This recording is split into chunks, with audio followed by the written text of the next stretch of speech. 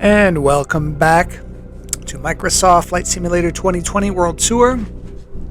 We are taking off from Hopedale, Newfoundland and Labrador, which is where we landed last time. Quote unquote landed. We kind of crashed a little bit, but that's just because I got the brakes and the gas mixed up. Anyone can make that mistake. But we're okay, and we're ready to take off here from Hopedale. We're continuing on. Let me open up my map here.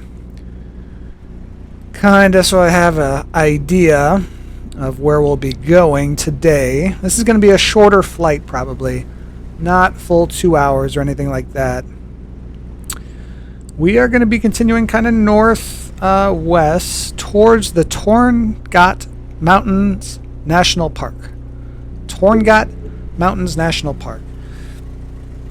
We're making our way, eventually, to Baffin Island in the Arctic Circle, and from there we're going to head over to Greenland.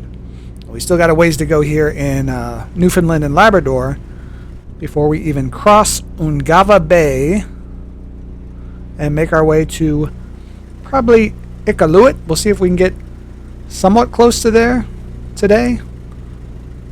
But we continue north on our way to Greenland and then to Iceland and then to Europe. For our podcast, I think we're going to continue on where we left off on our last flight.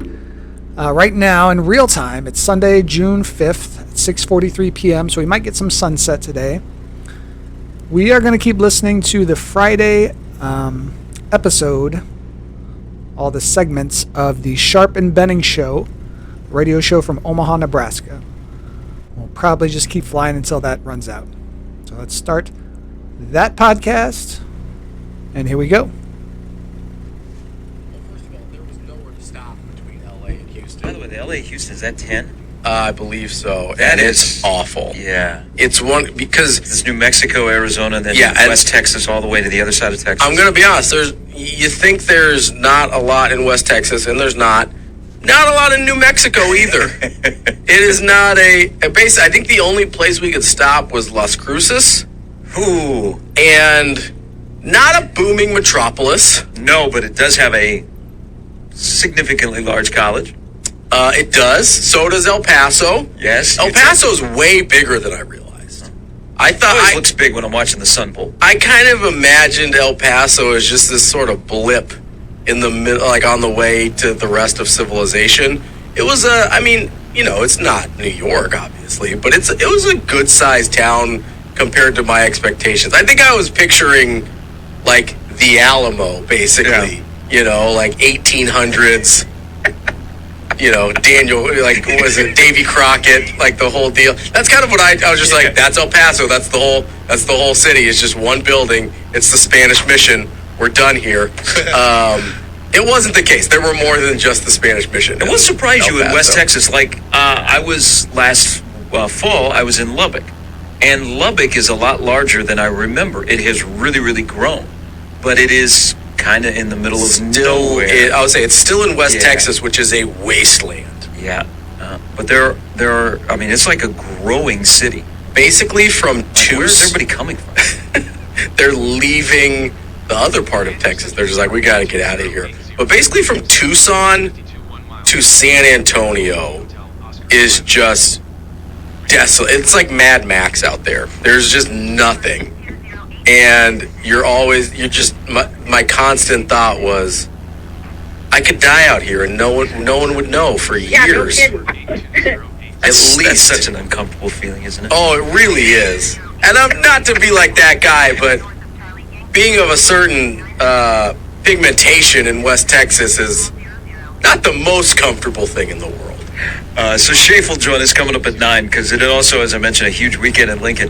For people that are into Cruton, you are being given a gift. It's a little Christmas in June here. It is. It is the first weekend of June around college football that all of a sudden has taken on a whole nother level of importance when it comes to recruiting.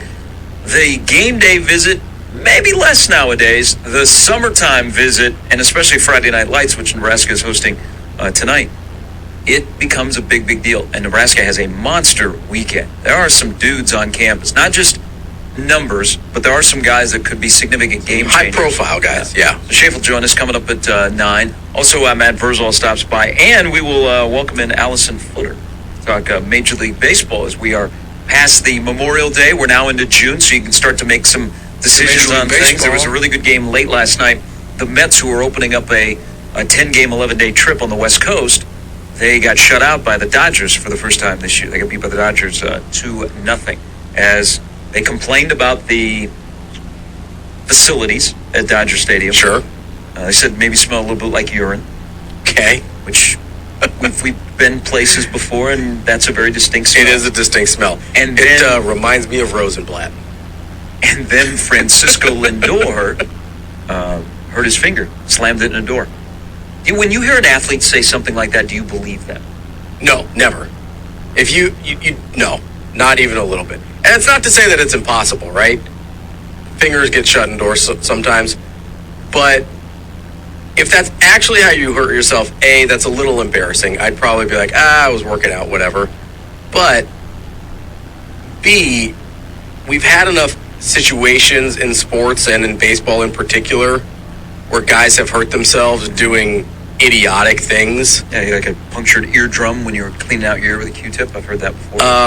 Didn't Sammy Sosa throw out his back sneezing? Mm-hmm. There was a pitcher, I think it was Steve Sparks of the Brewers, hurt his forearm. He was trying to prove a point and rip a phone book. Joel Zamaya had elbow tendonitis. He ended up needing Tommy John because he played too much Guitar Hero. That's a real one. Now, I can believe that because he had to have surgery. Yeah, no, I believe that one, but that's an embarrassing, I would have lied about that one. Because it was his pitching game. You could have just said it was from pitching, right? Like, you don't have to give him the Guitar Hero thing. But I shut my finger in a door. Really? Lindor didn't play last night, and the Dodgers beat the Mets. That's a pretty big series. So we'll talk to Allison. She's coming up at 9:40. Robbie, you getting in for Damon on this Friday? Plus, we're going to clean out the prize plaza. We got stuff to give away. We got Frank's Pizzeria vouchers Let's go. to give away on a happy Friday. By the way, National Donut Day. Oh, I should have grabbed a donut on my way in. Donuts. Maybe I'll text Josh, see if he'll bring me one for the afternoon or for the midday show. We will have a full breakdown on the best donut and where to get the best donut. Oh, okay, good. I'm in for this. Standalone donut store, or is it okay to say out loud that some of the best donuts are in a grocery store? Listen, I am not going to judge your donut takes. I think this is a safe and open place. Is the donut the food that we can all agree on? At a little bit. I don't know. I think I've met people who don't like donuts. So we could get triggered by donut talk. Yeah, you but met somebody that doesn't like donuts? Yeah, they're like too sweet or something. I was like, I don't trust you as a human being now that I know this, but that's fine. I will add that to the list of don't trust people that think donuts are too sweet or have two first names. Yeah, you can. If somebody says they don't like donuts, that's a red flag for sure. I don't mess with people that are like, no, I'm out on donuts. Donuts seems like the food that unites us. I understand if you don't want one every day, that's fine. There's a lot of people that tell you do not want one every day. I see what you did there. Yeah. I'm an OUGH guy myself. 6:32. Robbie in for David. I'm Gary. Shane here as well. Sharp and Benning in the morning at 16:20 The Zone.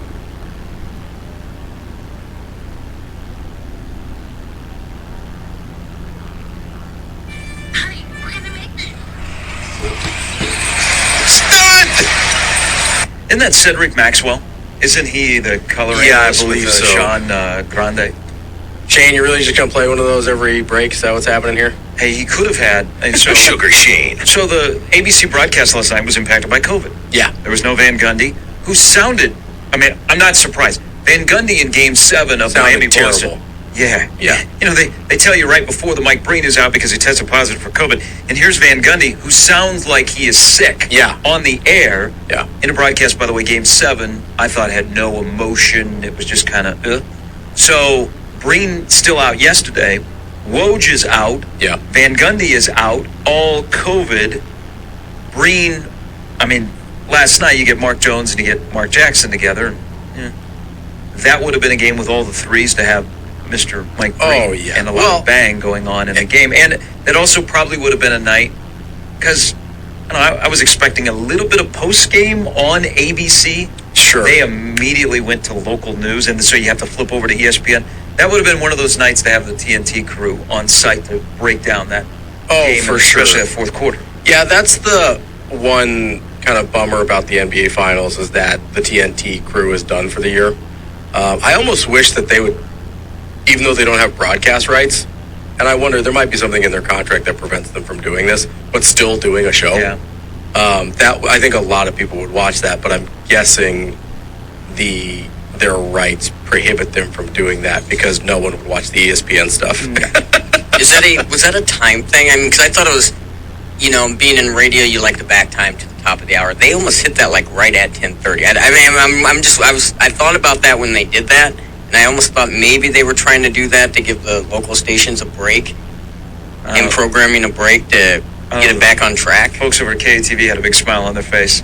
Yes, 10:30. I was going to say that's very well possible, Shane. It's also very well possible that they just didn't want to hear Mark Jackson speak anymore. Or Mark Jones say, as Boston was getting back into the game with that 17-0 run in the fourth quarter, they were performing an insurrection. Yeah, that was weird. A weird choice of words there, but we had earlier in the day, Jimcott had a weird choice of words when he called Nestor Cortez, who's having an amazing year for the Yankees, Nestor the molester. Yeah, that's It's kind of a weird. probably not where I go Yeah, as far as nicknames. It got the pushback, and then people were like, "How old is Jimcott?" Oh, well, I mean, probably when he's saying it, because he had a little mix-up last fall in the playoffs. Probably didn't even dawn on him. No, But I don't think I don't think you go with the insurrection if you're Mark Jones. That was a weird. And he had said one right before that it wasn't the word insurrection, but it was kind of leaning in that direction. I don't remember what maybe uprising or something. It was something like that. And then he went all the way in with the kind of analogy by going insurrection. I was like, that's an odd choice there, bud. And with the Jimcott thing, like, I understand to a certain extent that words meant different things in different eras, and yes, and especially a word like that's not a slur or anything like some of the other issues that we see with broadcasters. Looking at you, Brenneman, but it's still a word that I feel like is not so far from the lexicon now that he should know. Yeah, that maybe is not a word to call someone casually. Not great. 20 years ago on the radio, you could get away with it. No one would bat an eye. But also, the internet's forever, so... But he was kind of... He was talking about... Because he's on the Twins broadcast this weekend, and he's back on the Twins broadcast periodically. He was talking about a left-hander, Smeltzer, who's pitching pretty well for the Twins, and did a comparison. It was a weird transition. And this is a weird transition because I do want to mention here in the first hour. So yesterday, we got some unfortunate news. If you're in broadcasting, if you follow the College World Series, if you love Nebraska football, if you love people that are so generous with their time, we lost truly a legend, a Nebraska broadcasting legend, Jack Payne, who I think nearly everyone knows of the name or got the opportunity to meet. Jack passed away at the age of 99. Now, he retired nearly about 22 years ago as the voice of the College World Series, where he was high above Rosenblatt Stadium for 37 years. There's a really good column. Tom Chattel had a really good column. There's a lot of us that are sharing our stories. I've been lucky enough to, get to know Jack in my time coming back to Nebraska, and I only knew him briefly, a couple of interactions before I left, and then but coming back, I've gotten to, I've run into Jack a little bit more, and up until a few years ago, he was volunteering at the hospital, one of the local hospitals where he was a greeter. I mean, you show up and there's Jack Payne, who had that very distinctive voice. And yesterday we lost really a class act, a class of a person, a Nebraskan, who also had a place in sports. I tweeted out, whenever I saw Jack, it would immediately bring a smile to my face. He was just one of those people that he would always have a smile. And then he would tell you a story. And he was so, as he got a little bit older and he slowed down a little bit, he was always so appreciative of people that would stop him and say, "You're Jack Payne," or, "Hey, Jack, how you doing?" But he was the voice of the College World Series, and he was so Omaha. You know, we're 2 weeks from the start of the College World Series. The road to Omaha begins today in college baseball. And we will have the discussion about, man, I miss Rosenblatt. Because now we're going on a little over a decade of being downtown. Mm-hmm. But where Rosenblatt was Omaha's, it felt Omaha-ish. It was in an Omaha neighborhood. It was a unique ballpark. It was ours. Yeah. And we invited the rest of the country in. And then, to welcome everybody in, the voice of the College World Series had a folksy voice. And it wasn't your typical PA announcer that follows a script. Jack followed his own script. Yeah. And the way he talked to fans in the stands, you thought he was sitting right there with you. He would give updates on how many people were coming in, and then squeeze a little bit closer in the bleachers, get to know your friends, or however he would use the word scooch. It's a very Midwestern word, scooch. Yes, but he was Omaha. Like, Yeah. we've got an Omaha event, a national event that's in Omaha at our stadium, Yeah. in an Omaha neighborhood, and we got a guy that is so Omaha, so Midwest, so Nebraska, that is the PA announcer. Right. That you fall in love with that voice, because that was the voice of the College World Series. It almost sounded like they just pulled him right out of the stands. Yeah, and then you combine that with the organ, and it was like, man, this is wholesome. The College World Series is wholesome, and it took off. There's the moment of, you remember the famous Phil Stevenson play, Wichita State, Miami, the hit and ball trick? Mhm. Well, Jack had, I don't know, I never asked him this. I wish I would have. I don't know if he had the mic open or if he just meant to do that, but you hear him after the play is over at second base, and Phil Stevenson is tagged out by the Miami player. Mm-hmm. You hear Jack over the PA go, "How about that?" Like, did he leave the mic open or what? But he was so, that's the thing he was attached to. Now, he was also attached to, he worked up the street from where we're at KFAB for the longest time. I mean, he was in TV, he was in radio, and he was a fantastic storyteller. He was also, I should add, he was a longtime PA announcer at the high school state track and field. Yep. But he was part of, and TV has a lot to do with this, the era where the broadcast, especially the Nebraska football broadcast, had meaning. It brought people emotions. The plethora of incredible talent in the 60s and the 70s and the 80s that were in the booth doing Nebraska football games. And he kind of was the caretaker of Lyle Bremser. Mm-hmm. And Jack was fantastic with Lyle. As Lyle got a little bit older, Jack was there to kind of play the foil and to keep Lyle going. And Dave Blackwell was in the booth. And that was the time, because they were on the big 50,000 watt station. Nebraska radio was special. Yeah. You know, Nebraska football on the radio. And not to say what Greg Sharp does now is not, but you got TV. All the games are on TV. Back then, maybe a couple of games are on TV, but the radio was where you heard the stories of kids growing up playing in the backyard, listening to Lyle, listening to Kent. But Jack was a legend, and Jack was the nicest person you could ever find. And I loved when I saw him, and he would maybe drop in a story, and he periodically would come to the College World Series, and he'd come up to the press box, and he would go, Norm has been running the scoreboard forever now. Bill Jensen, who has taken over him, does a fabulous job as the PA announcer. Whenever Jack would show up, people would want to go say hello to Jack. And it was unfortunate to hear the news yesterday. They had passed away at the age of 99. But the guy was an absolute legend. He was so generous with his time and so generous with his voice. And his voice had a smile. You're kind of in this business. When you get into this business, especially in college, I remember one of the professors saying, depending on, like, if you're on a music station, let people know you want the voice that has a smile to it. Yeah. Like, okay, I'm listening to this person. I have no idea who they are. They're coming out of my car radio or my phone or whatever.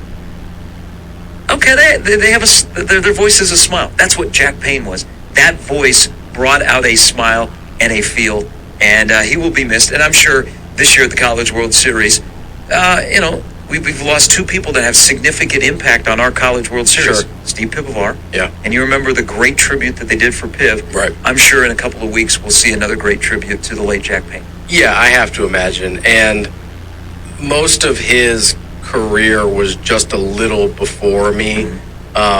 Obviously, I did overlap with the College World Series some when I was a kid, going to games and stuff like that. And it's a very, like you said, it's very distinct voice, a very, it was a voice that just kind of, like you said, that made you feel like you were kind of, like he was just kind of part of the crowd there with you and just kind of part of the game experience. Like you had brought your buddy or, in this case, my grandpa or whoever to the game with you. And he's just kind of having a conversation, which is, I think, the challenge that anybody who does either what we do, or it's even harder in a situation like that when you're kind of in the stadium doing a game, it's so much harder to connect it because you have such a limited amount of time to speak and you're kind of constrained by the game itself. So to be able to connect with people the way he did, despite those limitations in that setting, I think just kind of goes to all the things you said there about his ability to tell a story, even when he wasn't really telling a story. It just, his presence made it feel like you were part of the story, which is, I think, as big of a compliment as you can give any broadcaster. And Jack Payne was Omaha. The College World Series has more of a corporate feel now. Yeah, it has a national feel. It has it feels a lot like this, a lot less like this little, the little tournament that could, like it did at Rosenblatt, and more like a big national corporate event. So Jack Payne passed away at the age of 99 yesterday, and I imagine when the College World Series starts in 2 weeks, him and Piv will be sitting side by side, looking down. They'll have the best seat in the house. All right, 6:51. Robbie's in for Damon today. We'll get more into some of the different angles to Game 1, because now we're on to Game 2. They say that in the playoffs, the series doesn't start until a road team wins. Did not happen last night in the NHL. Colorado absolutely dominated Edmonton. So much for everybody being tuned into that series. After an 8-6 game, you got a 4-0 drubbing last night. Well, it also did not help that they were going directly up against Game 1 of the NBA Finals. See, they needed the 8-6 game last night. Yes. For people to go, whoa, what's going on over there on TNT? At least split their attention a little bit, right? All right, there is Robbie. I'm Gary. Shane here as well. Sharp and Betting in the morning on 1620 The Zone.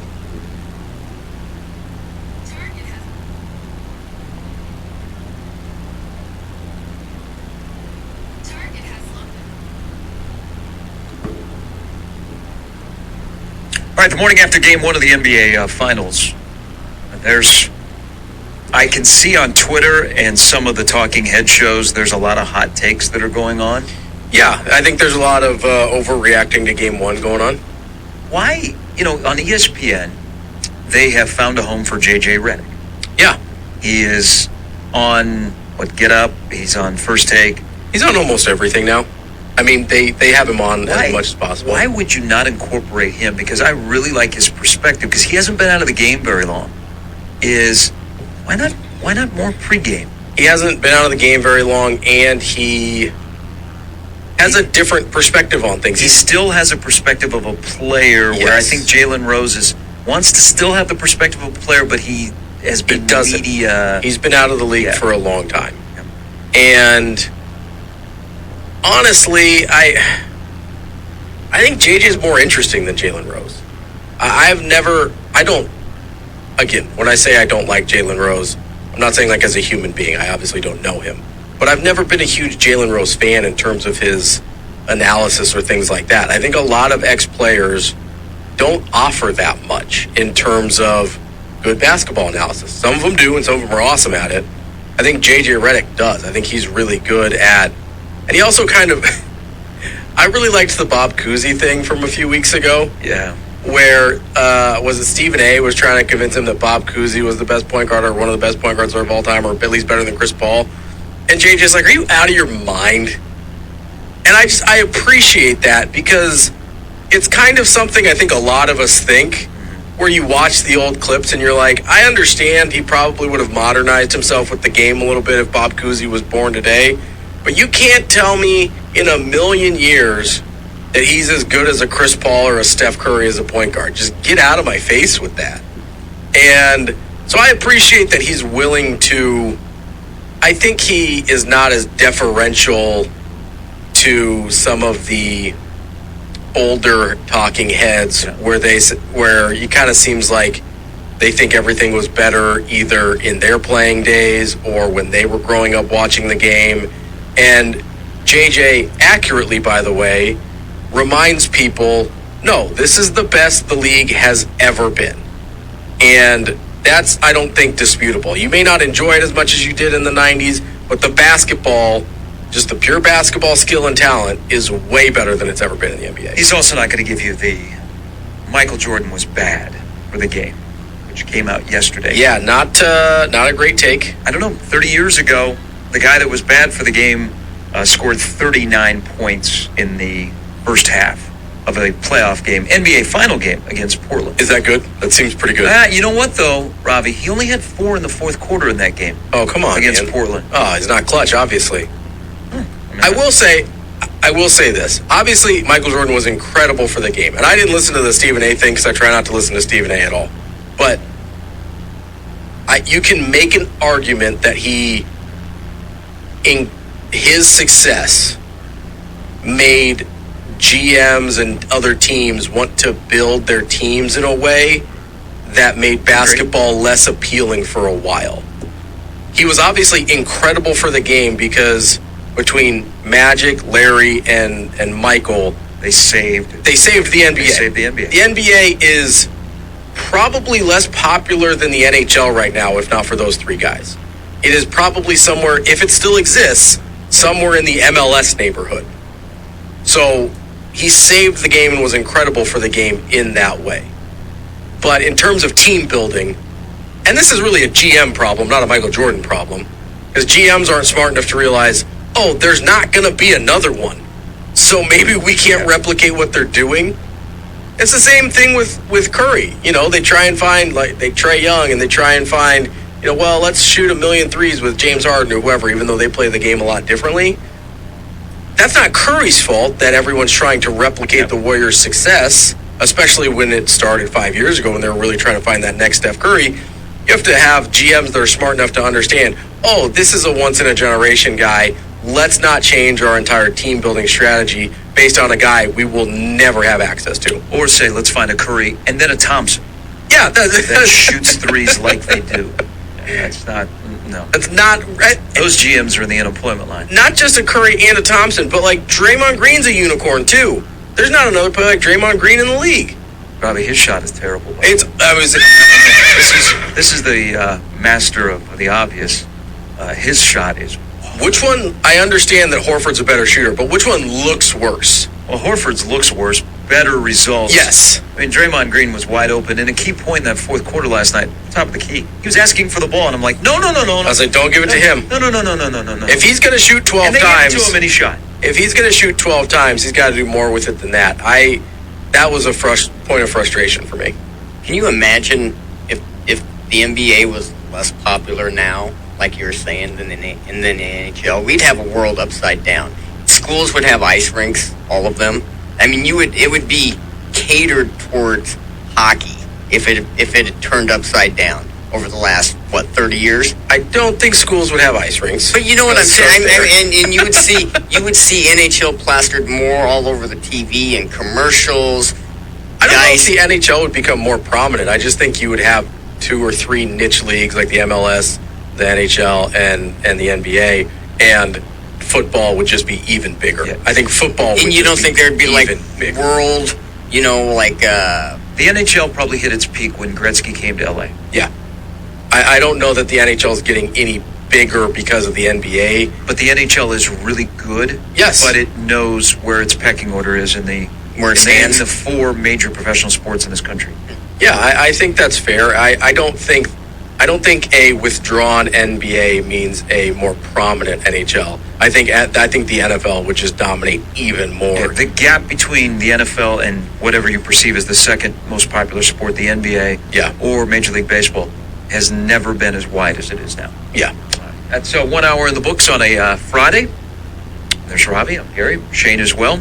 A little bit later, Mike Sauter stops by. Mike Schaefer to digest a busy weekend in Lincoln. This is a huge weekend. One of the largest weekends in terms of prospects that Scott Frost has had in now 5 years as the head coach. So Schaefer will dive through that. Plus, we'll talk some Major League Baseball. Allison Footer will stop by. She is out of the lockout stage, so she can come on and make national radio appearances. Sharp and Betting in the morning at 1620 The Zone. Live from the Host Coffee Studio. Target has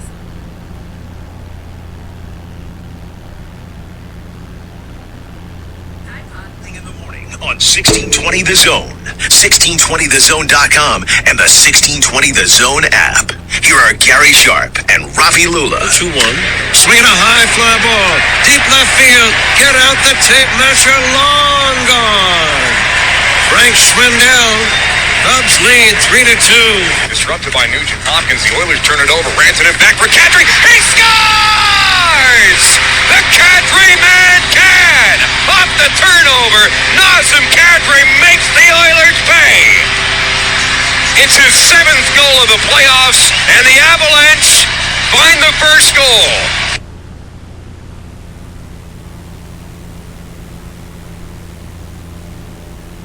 Kadri's having a career year, and with this run in the postseason, 3 assists last night, and a 4-0 win by Colorado over Edmonton. By the way, the Avs are now minus 850 to win the series. They're in a good place, but that guy is going to make himself a lot of money in the offseason. He may have played himself out of Denver because of how much money he is going to probably garner on the open market when the season is over. So this is, I mean, this is a wrap for Edmonton, right? They're done. It's disappointing. I was hoping they'd be a little more competitive. Maybe they steal game 3, but Jesus got nullified last night. He only had a couple of shots on goal. Colorado's really good, and that might have been, you look at a lot of series. Last night, is the opening game of a series for a road team the best opportunity to steal a game? To win one game on the road is game 1 of a series, of a 7-game series, 5-game series, the best opportunity to steal one? Where you use the word steal. I think it depends on the situation. So if you're, like last night worked out well for the Celtics, obviously, but you've got a team coming off a long layoff. I think that works in the advantage of a road team if the home team's coming off a long layoff. I think the opposite's true also if the home team is just finished, like we saw in the last round a couple times. You had teams coming off of Game 7s and basically playing 48 hours later, right again. Because even though the Celtics series went 7, they still had multiple days off to kind of regroup, and the difference in series length didn't really matter nearly as much in terms of fatigue. Mm-hmm. So I think that was an advantage for the Celtics. They had the rest they needed without it turning into a little bit of rust, like I think we saw the legs kind of go away for Golden State last night in the fourth quarter. I think it's game 1, or depending on how game 1 goes, I think a lot of times that home team subconsciously lets off the gas a little bit. But one of those first 2 games, I think, is usually the easiest place to steal one. So, you have to caution people because game 2 is on Sunday night, still in San Francisco, and Golden State has already opened as a 4-point favorite in that game, but the series price has changed a little bit. Boston is now minus 175 to win the series. Golden State is plus 155. I jumped on that. But it's the first of 4. Your favorite site, 538, has Boston now as a 92% chance to win the series. I say pump the brakes.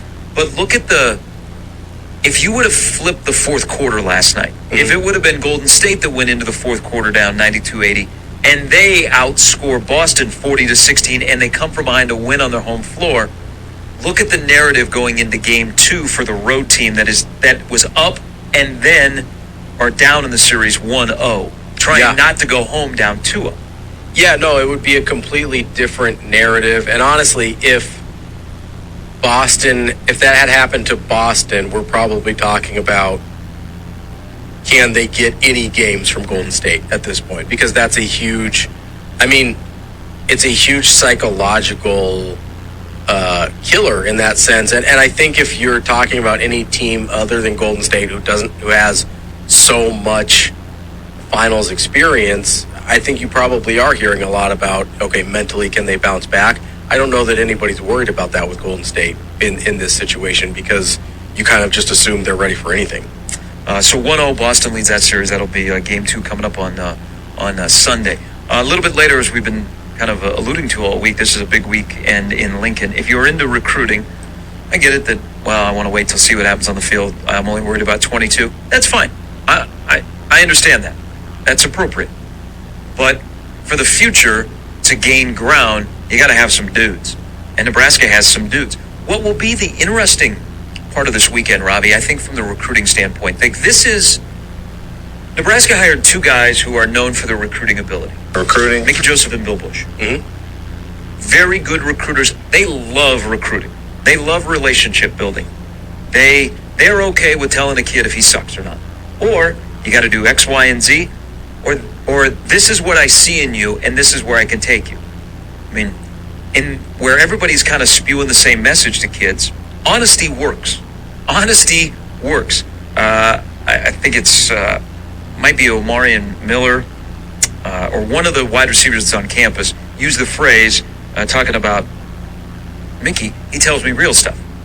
Well, Mickey tells his current players and guys that he's recruiting the same thing. Mm-hmm. But this will be the first huge point of kind of the restructuring of recruiting at Nebraska for them to put on a show. That they are rolling out the red carpet to say, yeah, the results are not where we want them, but this is why we're different, and this is why we want you, and we're going to get you first, and then we're going to take care of when we can beginning in August. But this is the opportunity to wow and woo you in our restructured kind of recruiting, where they have more attention to detail, where they have a focus, where I think they have, okay, we want this kind of prospect, we want that kind of prospect. I think there is a lot of things to watch out of this weekend. Maybe 1 or 2 commitments out of this weekend, but the response of what the presentation is like.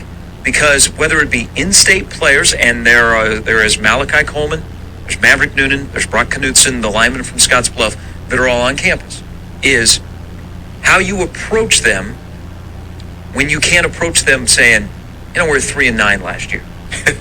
Which, you can't hide that from somebody. Sure, yeah. It's out there. But if that swayed somebody, they wouldn't be walking around on your campus. Sure. Okay, they're like, okay, let me give it a look here. But there are certain players that are here this weekend that are high-profile guys. Now, there's going to be guys from out of state. Mm-hmm. There's going to be the Georgia connections that are coming. There's going to be the plethora of wide receivers. There's going to be the Kansas City guys. I think it's to watch what an outsider says about Nebraska, and then these 3 in-state. Because I'm in the firm belief that as the talent picks up in this state, from east to west, north to south, you have to recruit the in-state player as hard as you recruit the out-state player. Oh, without a doubt. You can't take anything for granted. I think that's anymore. been a mistake in the past. And then it's, I'm not going to say it's changing, but it needs to change, is the commitment that you get, that you go, okay, if that guy who has a chance to go a lot of different places says, yes, Nebraska, what's going on there? What is their selling point? Because you have to give people a reason to look at your school and say yes, and that's why this weekend, and I'm looking forward to talking with Mike Sauter, who from the local angle of Mike Schaefer, is what is Nebraska's angle at this point in their operation with the noise that is outside? Mm-hmm. Can they mute the noise to say, you know what, 22, we'll take care of that. You're part of 23, and the selling point to get some of these key players. Because you look nationally, you read national websites, whether it be Rivals On 3 or 24/7. I think even national recruiting analysts are going, what's going on in Nebraska? This is kind of interesting that there seems to be a little bit of a buzz recruiting wise with this weekend. Which is an odd place for Nebraska to be, considering the context, right? A lot of times when you have new recruiting buzz around a school, it comes with a coaching change, right? Or with an uptick in results. Mm-hmm. Nebraska has had neither. Now, I get you had coaching staff changes, but usually that doesn't turn into this type of recruiting momentum, quote unquote. So I will be interested to see what their angle, what their pitch is as well, right? Because most of the time when you want to get players to say, hey, what's going on over there at Nebraska, it's one of two things, right? It's wins or it's guys in the draft. Now, Nebraska did a little better this year with guys in the draft than they had in recent years, which probably helps, but there's no wins, no real winning to speak of to get guys' attention, and the track record of Nebraska putting guys in the NFL compared to a lot of the other schools that are recruiting these same guys doesn't really stack up. So, the relationship portion of that becomes even more important because at this point, that's kind of all Nebraska has.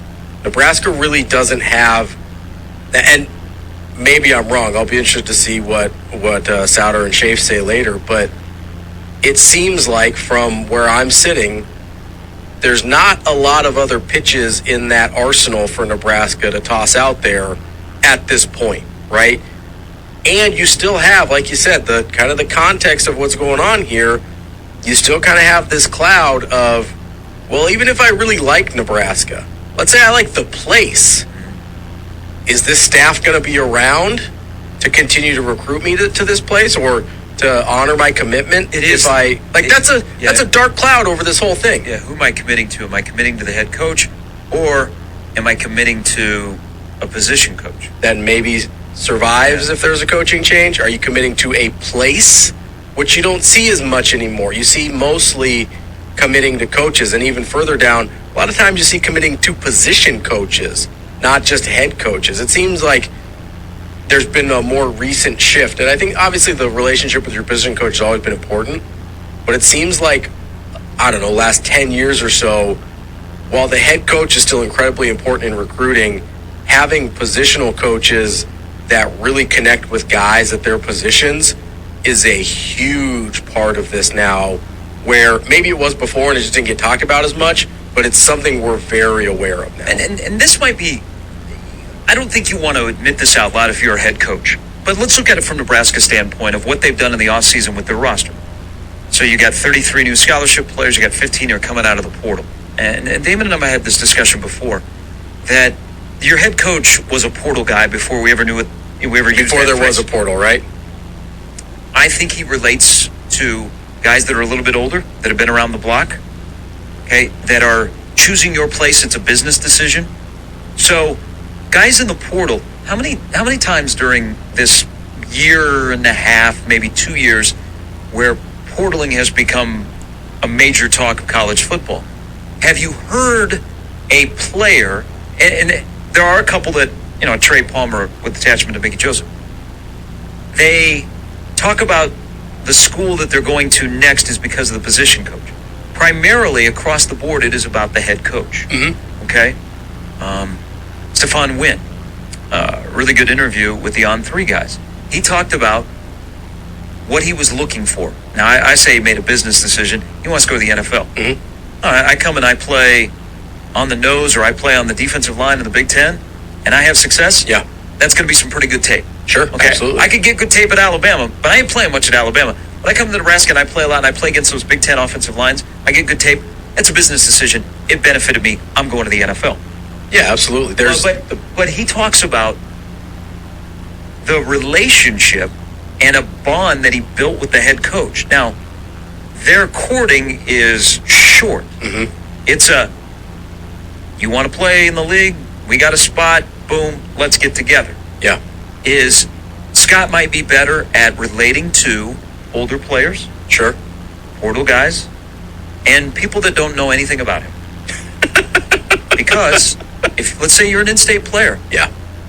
There's some baggage. You hear, it's around you all the time. Yeah. So, in this case, a big weekend, you're pushing Bill Bush and Mickey Joseph to the forefront.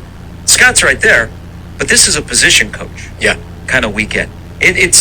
But it has to also get to a point where the head coach can get that 17, 18-year-old kid, he still has the same quick bonding ability and relatability that he has with some of these older guys that have been somewhere for a year, 2, 3 years, that are now inside of your program that say, yeah, I could play for that guy. He talks my language.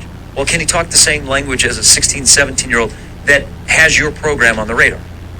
Yeah, that's an interesting point with kind of the success of Scott Frost, or the I guess, likability of Scott Frost with older transfer guys versus high school guys, because I'll be honest, it's not something I had really thought about before, but it does make sense that, especially with in-state guys, like you said, there's just so much baggage around Scott Frost now, just the state of the program, if nothing else. Even if you don't listen to rumors or message boards or anything like that, just the state of the program, there's kind of a heaviness around Scott Frost and his status as the head coach. If you're coming from out of state and not necessarily tuned into all of that, or you've been playing college football, so you haven't, people haven't been pitching against Scott Frost in, all these recruiting calls and things like that, then maybe you're just not as aware of it to the extent that it affects your decision in the same way. And like you said, some people are, this is going to sound like a backhanded compliment to Scott Frost here. Some people are better in smaller doses. There's guys like Mickey Joseph who obviously makes a pretty quick connection with guys, and it's a lasting connection, a connection that they feel really close with him and almost a loyalty to him, right? There's a lasting long-term relationship there. Whereas, and we've all met people like this, where you meet them, you kind of have, there's maybe an energy about them, and you're like, oh, this is a person I like being around. But then when you spend too much time around them, you're like, maybe they're not for me. And that's not even necessarily an indictment on that person. It's just your personalities don't necessarily mesh as well long-term as they did in the moment.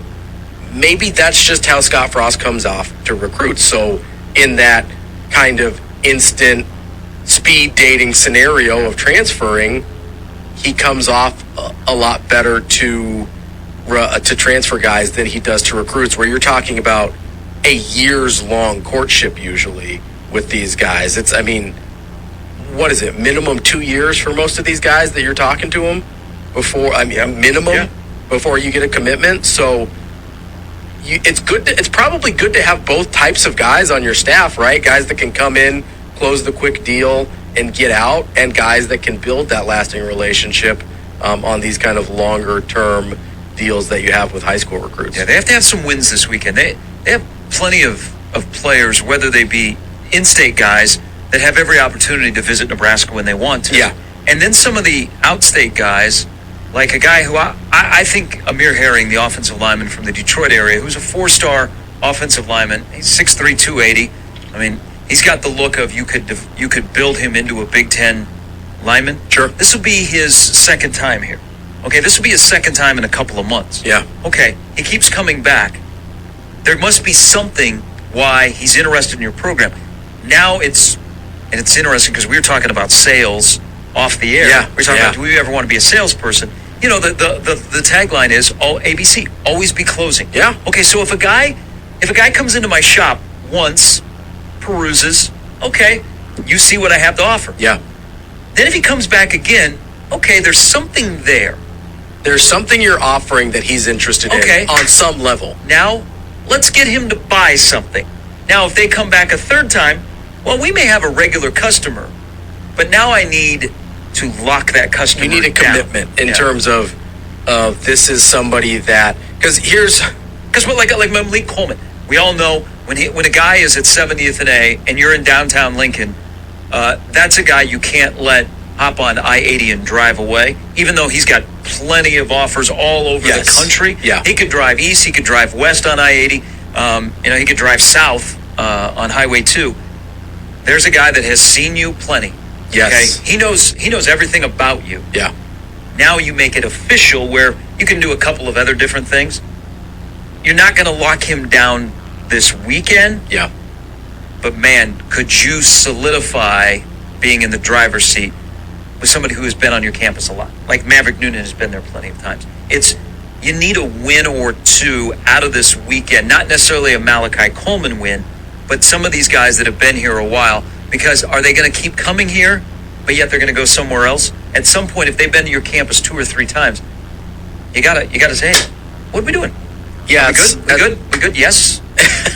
At some point, you have to wonder if they're just tire kickers, right? Yeah, if they're using you.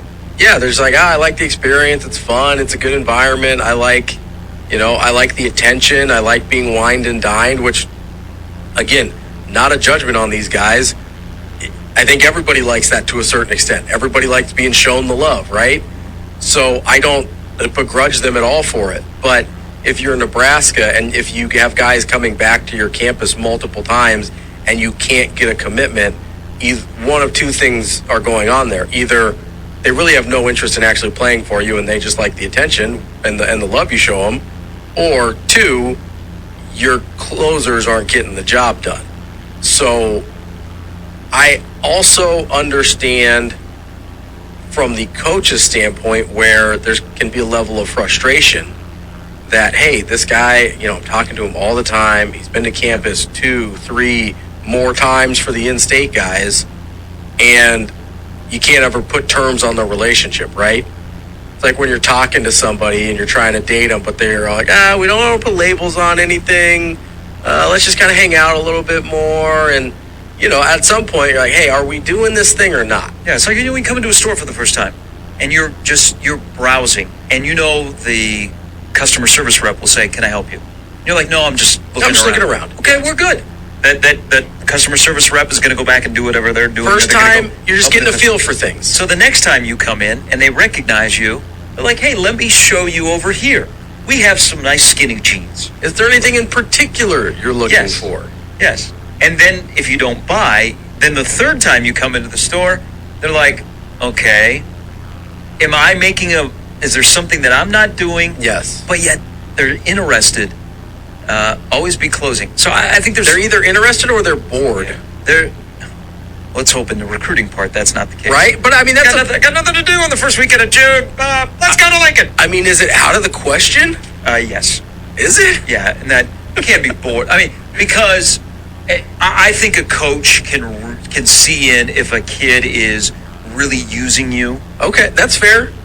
I mean, because you're not going to give up. I mean, it's not like you have 1,000 official visits. You're not going to give up one for a guy that's just wasting your time.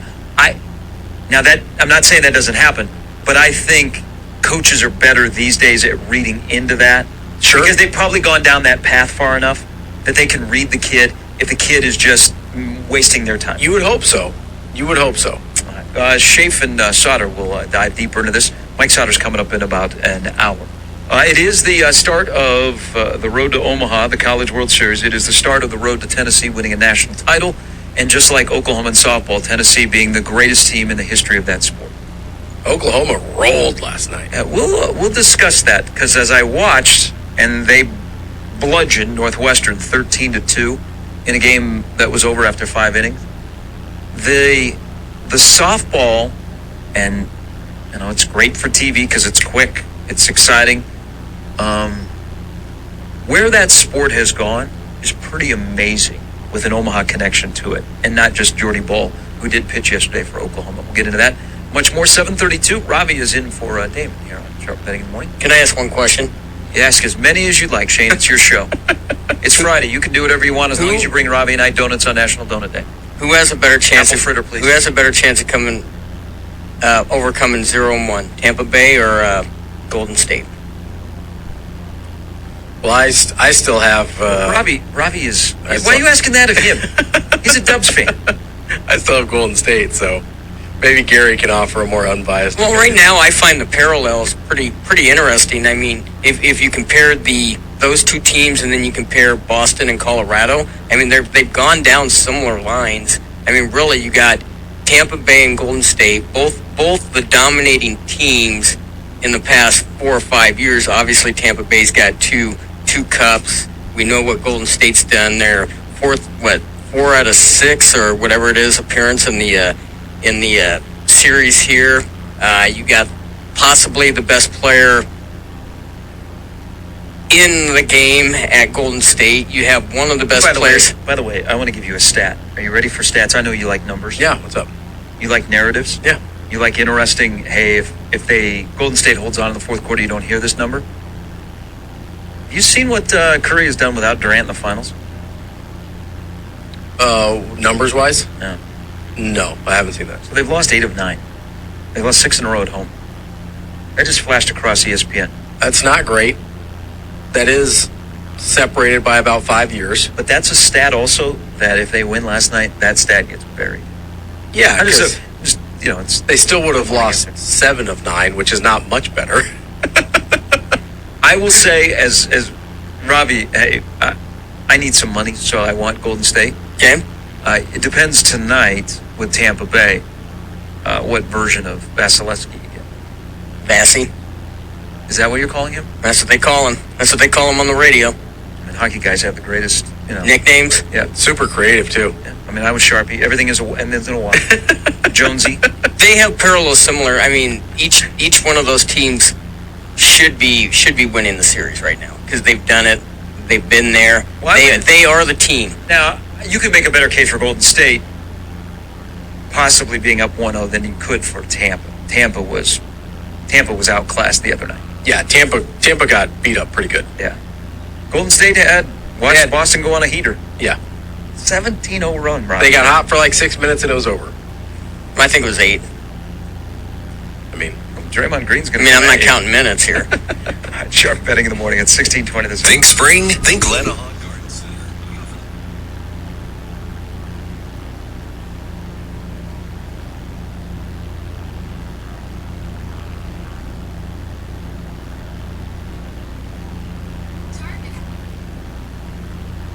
So you had Game 1 of the NBA Finals last night, Game 2 Western Conference Final in hockey. You also had the spelling bee that came down to a tiebreaker where the winner, a 14-year-old, had to spell 21 words in 90 seconds. that's aggressive. In my annual spelling bee pool, I came up well short. Yeah. Gender, how many letters the last word would be, where the parents are from, Yeah. how many vowels are in the kid's name, how old is the kid, what state they are from. You went over? I hit one. One of the states I had was New York. I believe she was, I think it was. Yeah, I believe it was a female. Is from New York, so I got that. But I've been in the national spelling bee pool with a bunch of friends for like 15, 16 years, and those are the categories that we have. Sometimes they will expand. Sure. But those are the key categories that you have a draft, and then you have like what vowel. It's what hilarious state. to me that that's a thing you do. I used to be pretty. I mean, I'm looking at the winner spelling, Yeah.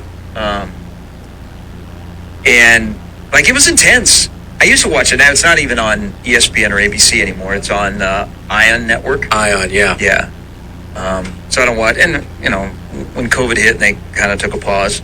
But I used to watch it a lot. It was kind of intense. I felt like it had a lot more steam those last couple years on ESPN, where they we talked about this yesterday, where they pushed their own content. They kind of pushed the spelling bee a little bit. I think they tried to. Did they mess around with the timing a little bit so it hit more of a dead period, like in? Yep. It's usually around this time, June 1. Yeah, and so they.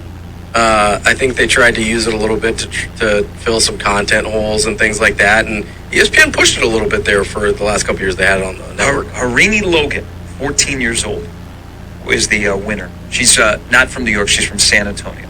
So I didn't even get any categories right this year. I have failed in my spelling bee knowledge. I must do a better job of scouting. Parents from India? They are from, I think they are, yes. Represent. All right. Indian American girl. Yeah, there you go. It's I was just going to say it's a pretty impressive contest. I mean, if you look at the whole thing, and they haven't done it since 2019. There's over 230 kids that are actually in this.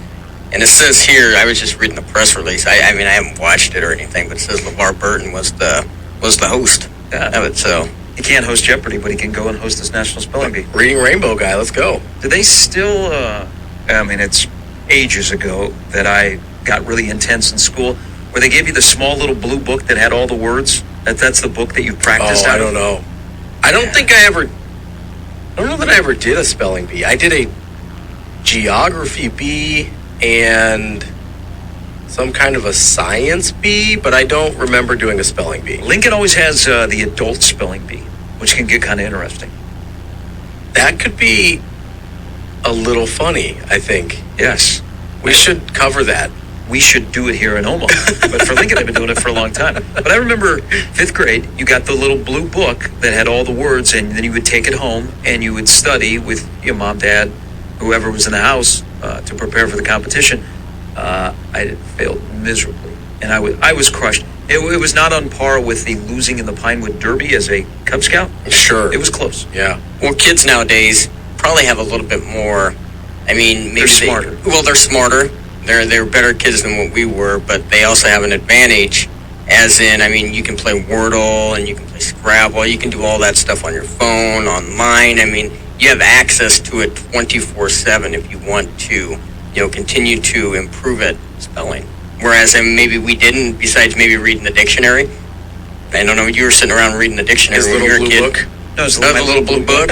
I didn't sit around and read the dictionary. Yeah, Back then, I was also reading the Bible because I was in a Catholic grade school.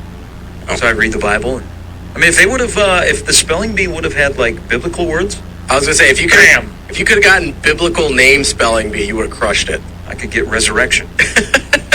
All right, here is Transubstantiation. You got that one in there. Jacksonville native Michigan Lance.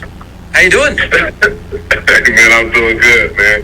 Made it safe and sound. That is good to hear. Gary, man.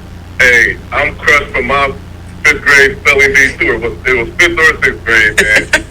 I'm hurt too, man, because I had the word in my head, and I was like, I just kept replaying it, and everybody was missing it. And I'm like, all right, it's YU.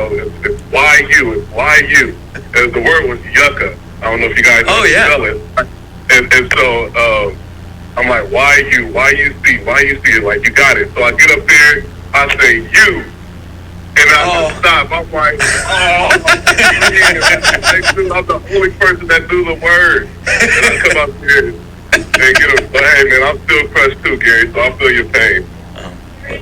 By the way, and before I know you want to talk about the NBA Finals, I'm glad you made it. Are you acclimating yourself to Florida? Because I don't think, I haven't looked at the cone today. You may get your first hurricane, dabble with a hurricane this weekend or next Monday or Tuesday.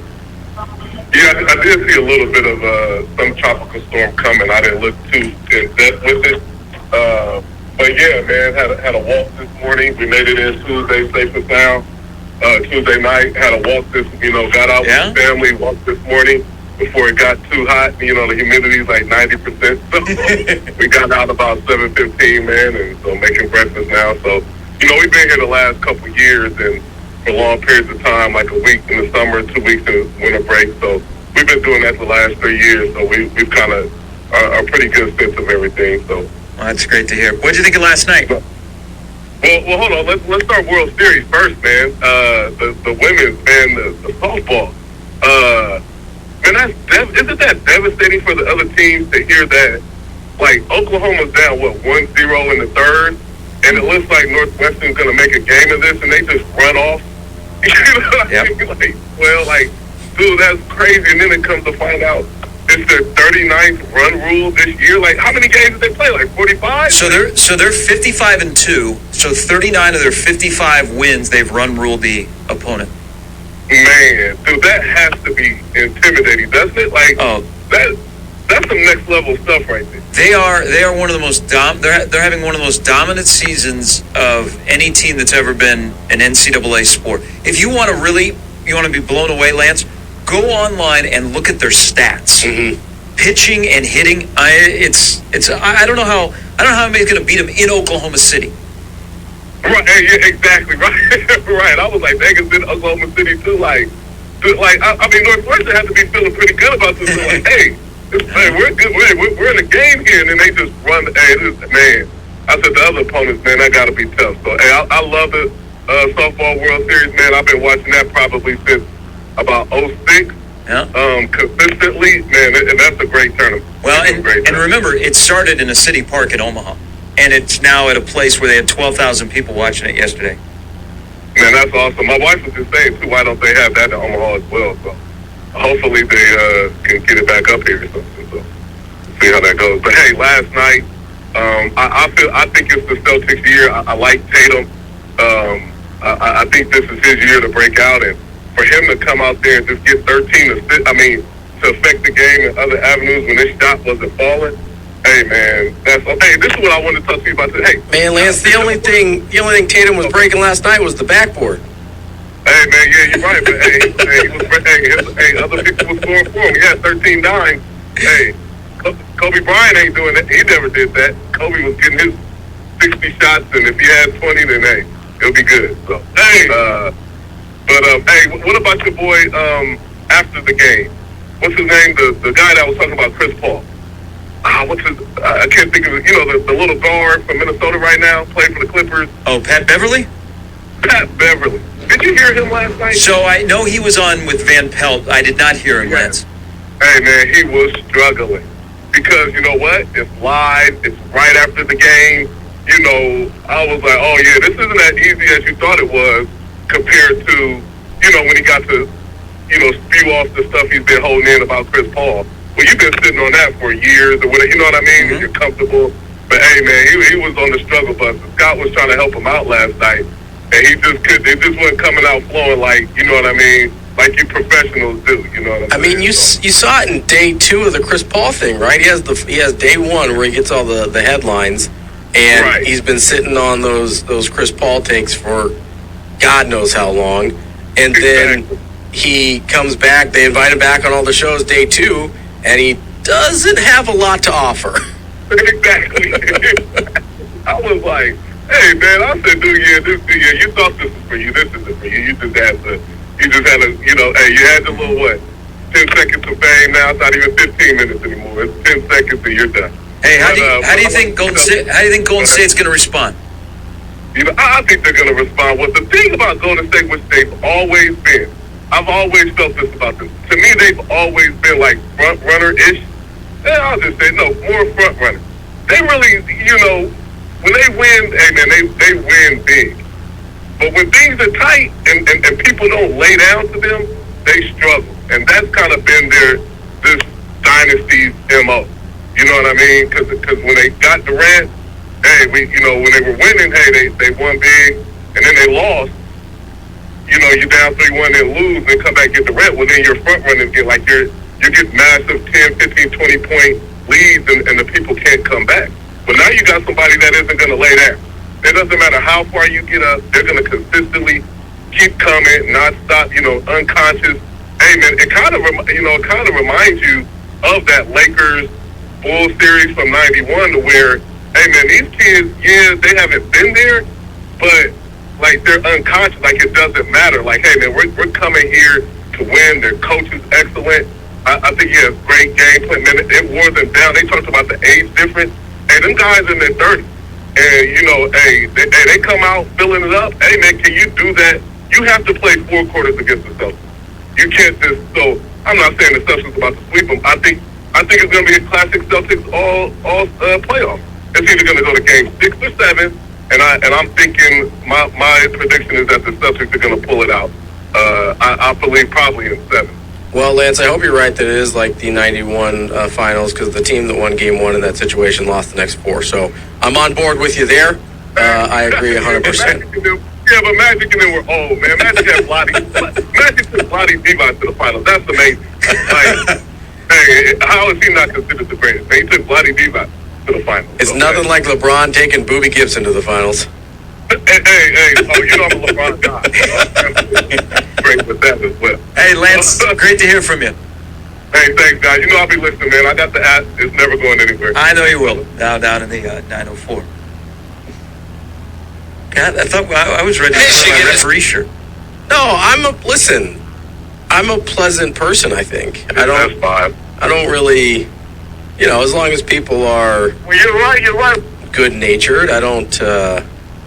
and even though I let a wee slip with Golden State yesterday, I don't take it too personally. It's just, Come It's on, not man. like I'm an investor.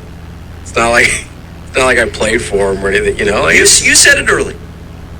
The chances of Horford and White combining to go 11 of 16 from beyond the arc, compared to what Curry and Clay were 10 of 21, yeah. that probably has happened for the first and only time in the series.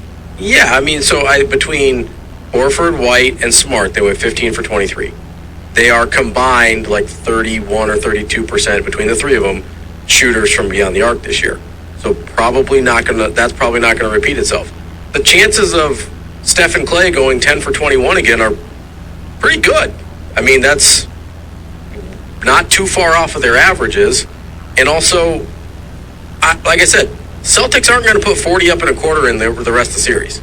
They're not going to win a game by outscoring Golden State the way they did in the fourth quarter the rest of the series. They're going to have to keep this thing under probably 105 to have 3 more wins in this series. So I'm not saying they can't win the series. I'm saying they're not going to win another game the way they did yesterday. Weird fourth quarter. 40 to 16. A 17-0 run in the fourth quarter. Bizarre is the best way to describe last night's game. From the Curry, red hot at the beginning, to the way the game ended. In between, two teams blew 15-point leads.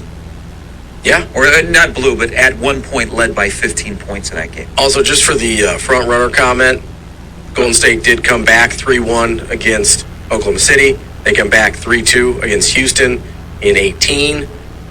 They just let you go more recent history. They came back from like 19 points down against Dallas in the Western Conference Finals. Just some things to think about. See, you're just setting up for between 10 and 2 today when Josh is here and he's a Celtics fan. Yeah, it might get a little contentious. I don't know. We'll see. Like I said, if people are good-natured, I'm good-natured. If people start throwing shots, I'll throw hands. That's just one game. Yeah, people overreact to game one. Well, and I'm not throwing shots here, but last night it just seemed like the only way the Celtics could win is if they had to go on a run, and they had to go on a big run. So if we go by that theory through the rest of the playoffs, I mean, we're looking at maybe one more win for them, like the series going 4-2. Yeah, I mean, listen, in order to win games the way they did last night, they will have to be a team that they haven't been all year. That's, again, not to say that they can't win more games in a more traditional style that they're comfortable with, 101-98, something in that range where you kind of keep the pace and the scoring to level you're more comfortable with. But if they're trying to play this series in the 120s, that's to Golden State's favor. That's Ravi in for Damon. That's Shane. I'm Gary. Coming up in the next hour, Mike Sauter will stop by. Mike Schaefer will get more into Nebraska's recruiting weekend. There's not only getting fellas, but the other part of our discussion that Ravi and I had earlier in this hour is the evaluation. Mm-hmm. There's some guys that show up that you're recruiting that you know can't play at a Big Ten school, that somehow get scholarship. I looked through the list today, and those guys are few and far between in the people they have on campus that you would go, that guy can't play in the Big Ten. That's been a problem for Nebraska. Maybe that's been rectified in the new kind of shift with recruiting. Also, Matt Virgil will stop by, and we'll talk Major League Baseball with Allison Footer as we go into the first weekend of June, where the Yankees, the Dodgers, the Astros, the Mets, and the Reds have been the top 5 teams since the 8th of May. One of those teams doesn't fit. Yeah, not quite. Sharp betting in the morning on 1620 The Zone. Target has launcher date.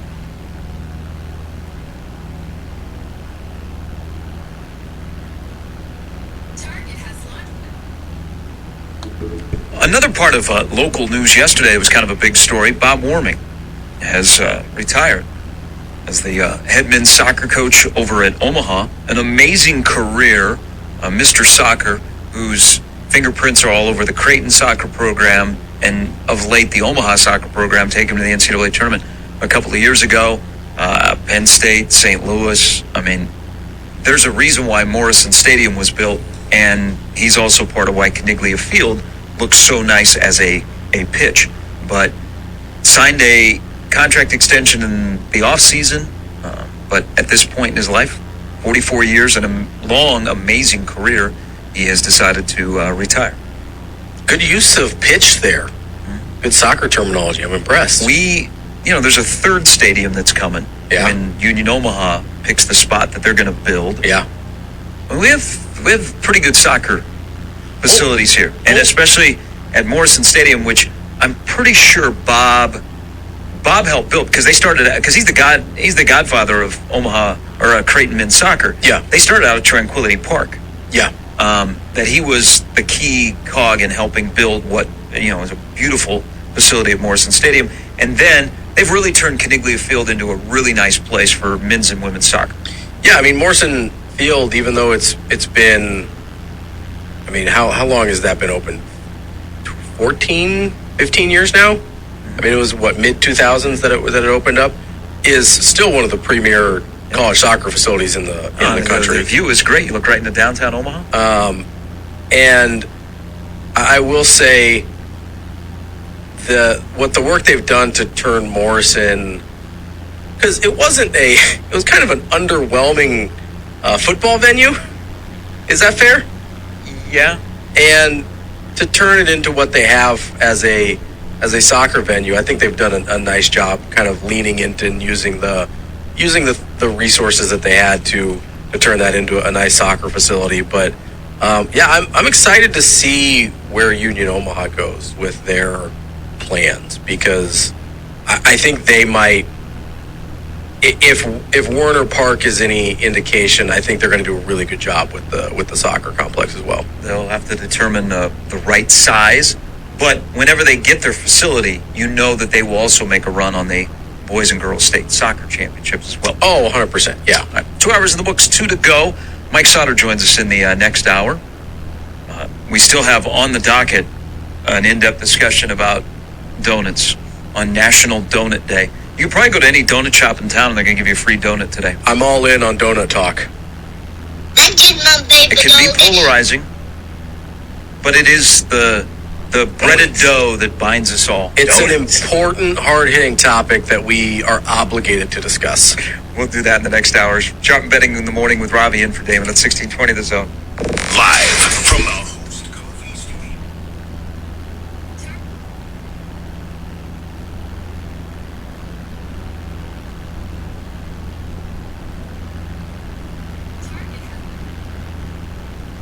Sharp and betting in the morning on 1620 The Zone, 1620thezone.com, and the 1620 The Zone app. Here are Gary Sharp and Ravi Lula. Your foot on the gas pedal. In the corner, Iguodala pulls the three.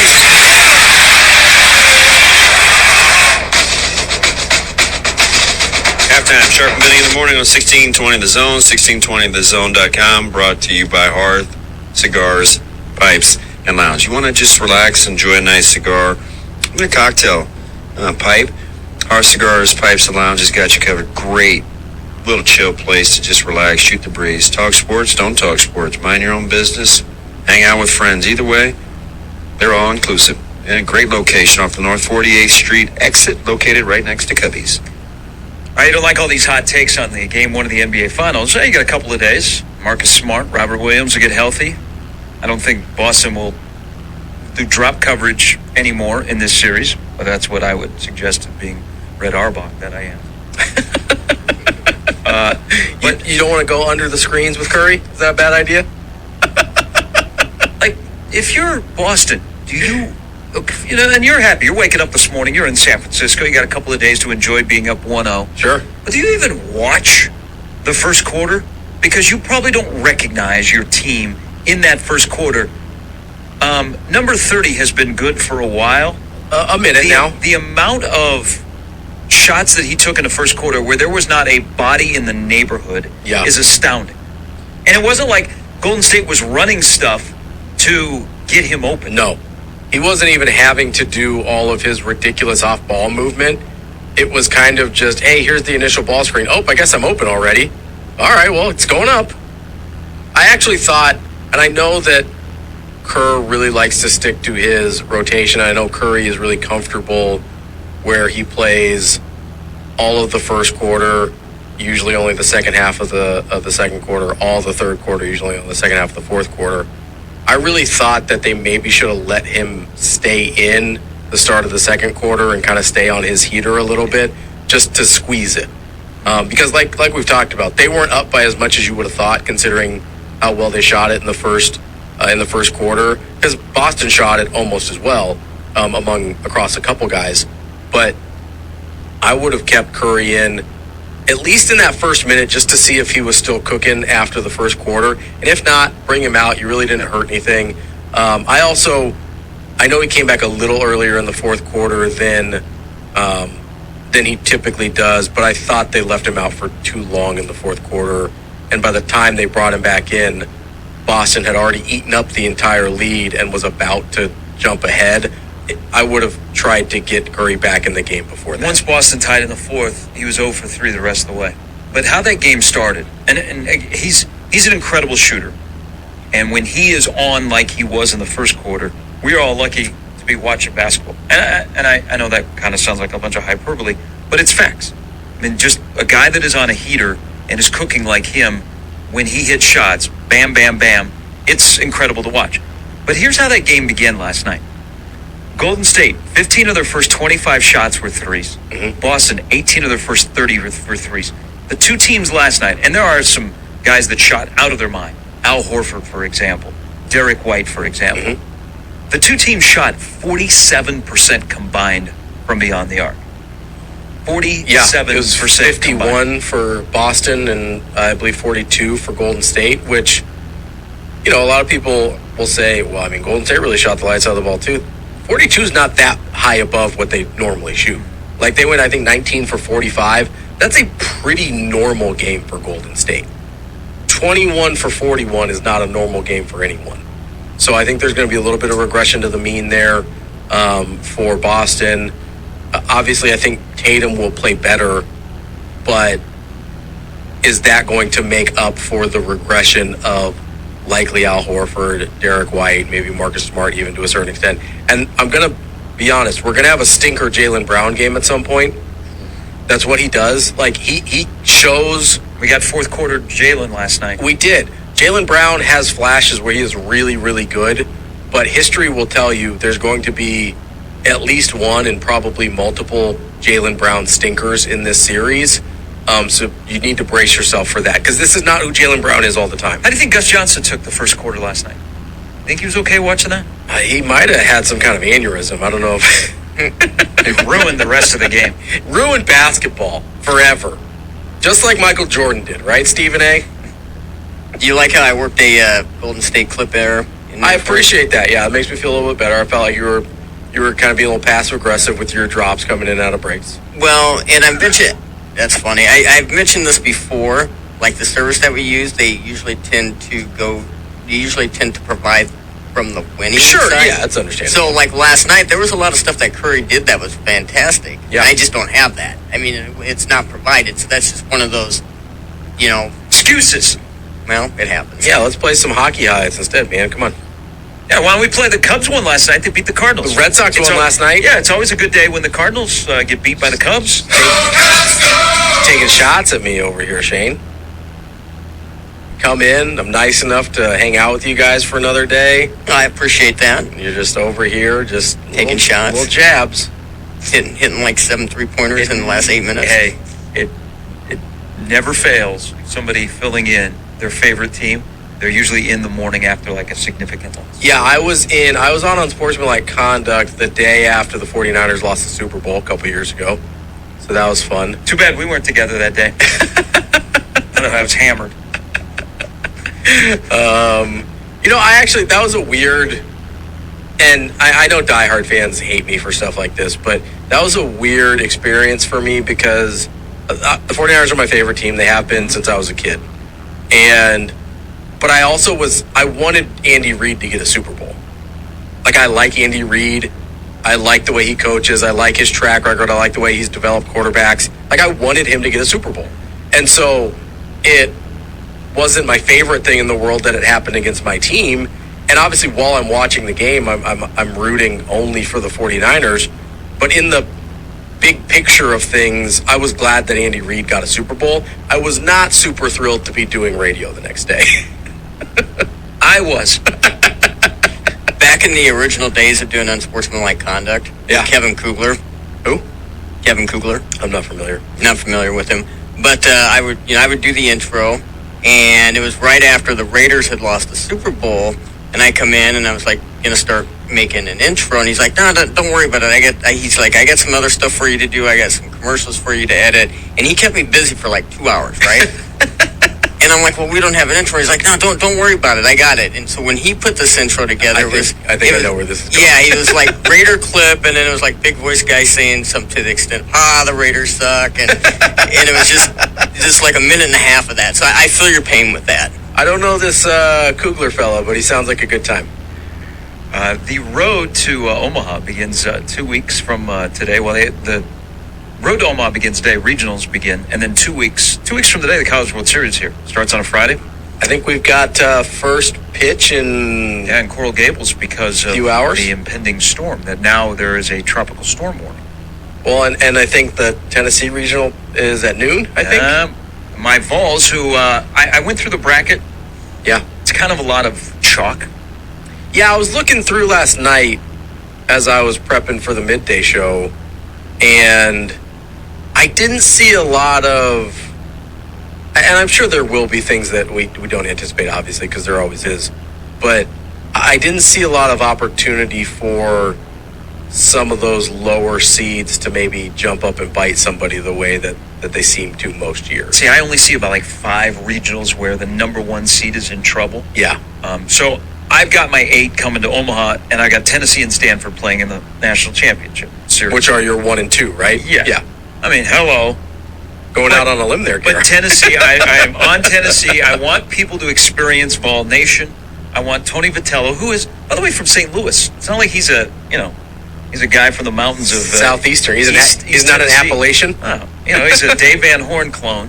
I want Tennessee to be here with their power on the mound, the power at the plate. I want everybody to see that whole experience where their fans wear jerseys of the head coach, which is bizarre. A whole nother story. Yeah. I mean, we'll have plenty of time in 2 weeks to start to break down the Tennessee fandom of their baseball program. But the national number 1 hasn't won since Miami in '99. That will change this year. Tennessee, just like Oklahoma in softball, is on an amazing run that they will have a year that will culminate here in Omaha as one of the greatest college baseball seasons ever. I've been on record for a while, and I'm not backing down. I believe the gap between one and everyone else is usually a lot smaller. There's like Arkansas was the one last year, right? And I think they had the best regular season, but I think you looked at their roster and their team, and they weren't unbeatable.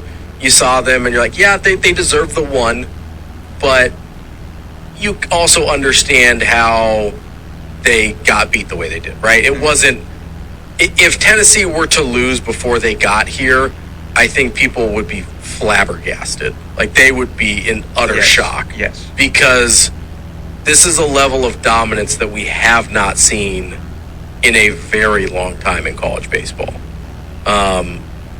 Also, that 99 Miami team hurts in my heart here a little bit. But that I was so back then I followed Florida State baseball pretty closely too, and they had a guy named Marshall McDougal on that roster who hit 6 home runs in a game against Maryland. Yes.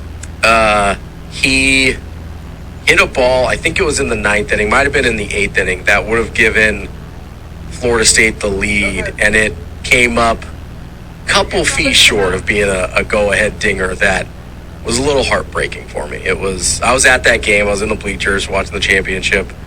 That I don't have real fond memories of 99 Miami. So if you are in a bracket challenge like Kendall's bracket challenge at d1baseball.com, make sure you get in because the game's starting early. But the tournament is starting with some controversy. Yesterday, Missouri State rolls into Stillwater. You ever been to Stillwater? I have not. So it's been a while since I've been to Stillwater, Oklahoma. Yeah. And I remember football trips, other sports trips with Nebraska in there. You got the airport.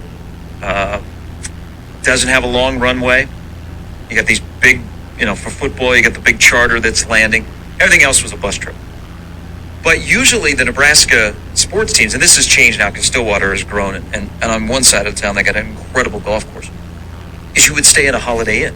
Okay. And it was one of those Holiday Inns where the door opened to the outside. Oh, I hate those. And a little sketch. Yeah. There's no, security. Somebody can pull up in front of your door, get out of their car, and just be right there at your front door. Yep. Not great. So that's where like the athletic team stayed at Nebraska. One time I remember with baseball, we stayed there while there was like a furry convention going on. Dave Van Horn tells an incredible story of checking into the hotel, and there were people walking around the lobby in costumes. And at the time, Nebraska was like one of the top teams in college baseball. This was might have actually been the 01 season. But that's where everybody stayed, and it wasn't the nicest. It was also a holiday. So you had the Holiday Inn that had the Holiday.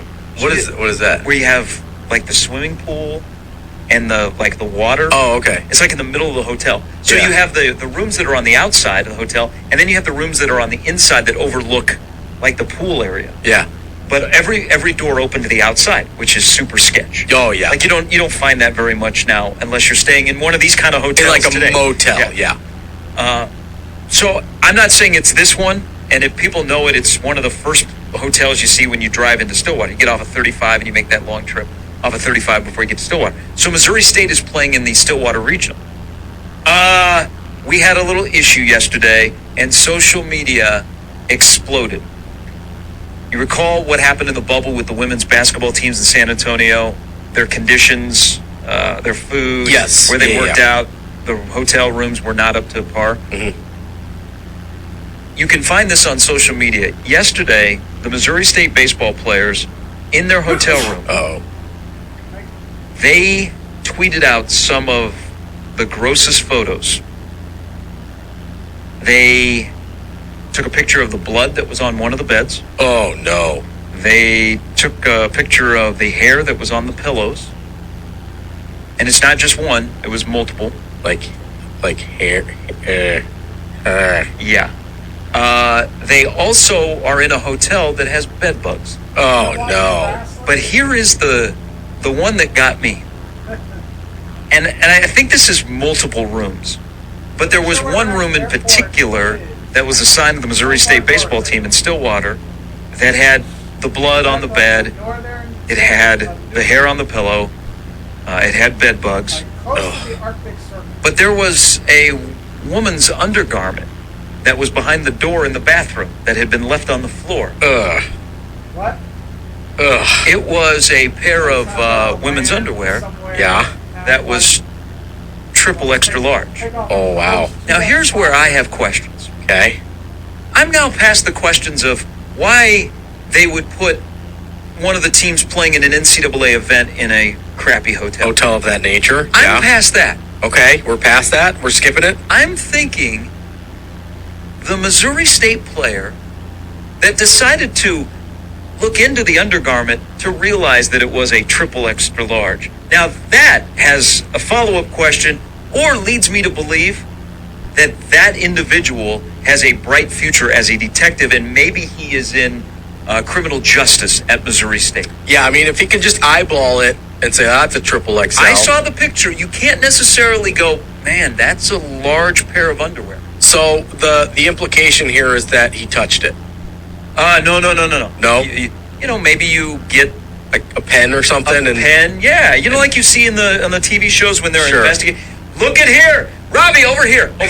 Look at what I found. Yeah, that all is horrifying.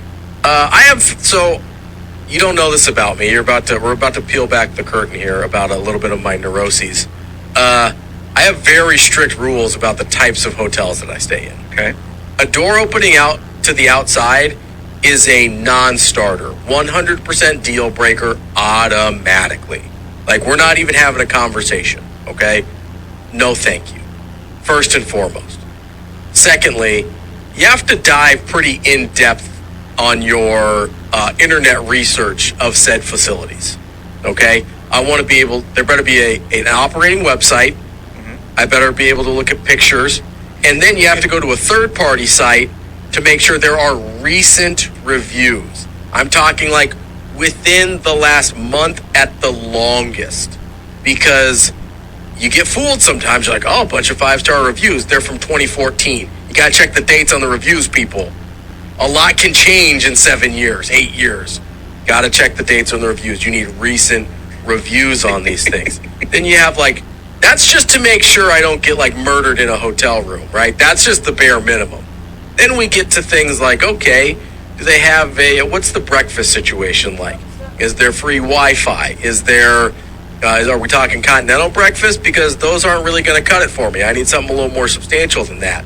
We're talking about a breakfast buffet like you get at some of these places. I'm willing to pay a little bit for a breakfast if it's a legitimate breakfast and not just, hey, here's some cereal and a muffin. Where's my protein, people? Can't give me these powdered eggs. Get out of here with that. Now, I will say I'll make an exception on the continental breakfast if they have a pancake conveyor belt. Love those things. Okay. Those things are the magic of the modern world. I've looked into buying a pancake conveyor belt for my house. I will say, and I have bought one of the waffle irons that flip. I have one of those at home. They're wonderful, terrific. So that's a plus as well. But I'm very particular about my hotel stays. I won't even look at anything under a 3-star. Like that's not, I mean, no, sir. That is the bare minimum. The door opening to the outside is automatic. Deal breaker. Got to move on to the next hotel. Deal breaker. I would rather sleep in my car. Yeah, because at least I know my car doors lock properly. I also do not stay, now that we're just being all, being snobs here, or just wanting, Oh, I'm a huge snob. I don't deny that. I can't have the air conditioner in my room, the box. Yes. The window. Yeah. No, that's a no. You do want in-room control, obviously, but you can't have the window AC. That's a terrible look. A lot of them will have the kind of a wall unit. Yeah, which I'm okay with. It's not my favorite. But I can accept that if everything else is up to snuff. If that's the one thing, it's not a full deal breaker. If it's part of a larger pattern of issues, then I'm out. But yeah, it's part of there's a lot of the same reasons I don't like camping as the opening the door to the outside, right? Because not only you have a door open to the outside, it's a nylon door. I know for sure that thing doesn't lock. Okay? Missouri State plays tonight, ironically, as the number 4 seed against the number 1 seed, Oklahoma State. Do you think they put them there on purpose? Hey, Missouri State, be better. You had the opportunity to have more wins during the season where even winning the Missouri Valley Conference, you're not a 4 seed. So here's my question. Maybe you get a bit. I think they do it by seeds. Definitely. Arkansas ain't staying there. Dave Van Horn's not back at that Holiday Inn if that's the Holiday Inn in Stillwater. No, here's my question though. Is the regional providing the accommodations, or are teams making their own?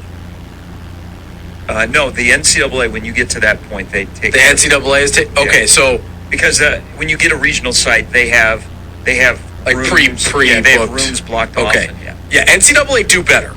Come on, I would drive like an hour to stay at a better hotel than whatever that crap hole is. That's not acceptable. I mean, if we had more time, we could share with all of our listeners and have our listeners share. We've all had that horrible hotel experience. Yep. Total shank. We got to move on because we got soldered a little bit. Dixon, Illinois for me. I've got a Peoria. Cockroaches running across the floor. I've got a Peoria and a Chicago. Horrifying. Well, there are some nice hotels in Illinois. I will say that. All of a sudden, we're in the land of Lincoln. All right, 8:31. Mike Sauter's coming up in just a bit on 1620 The Zone. Previously.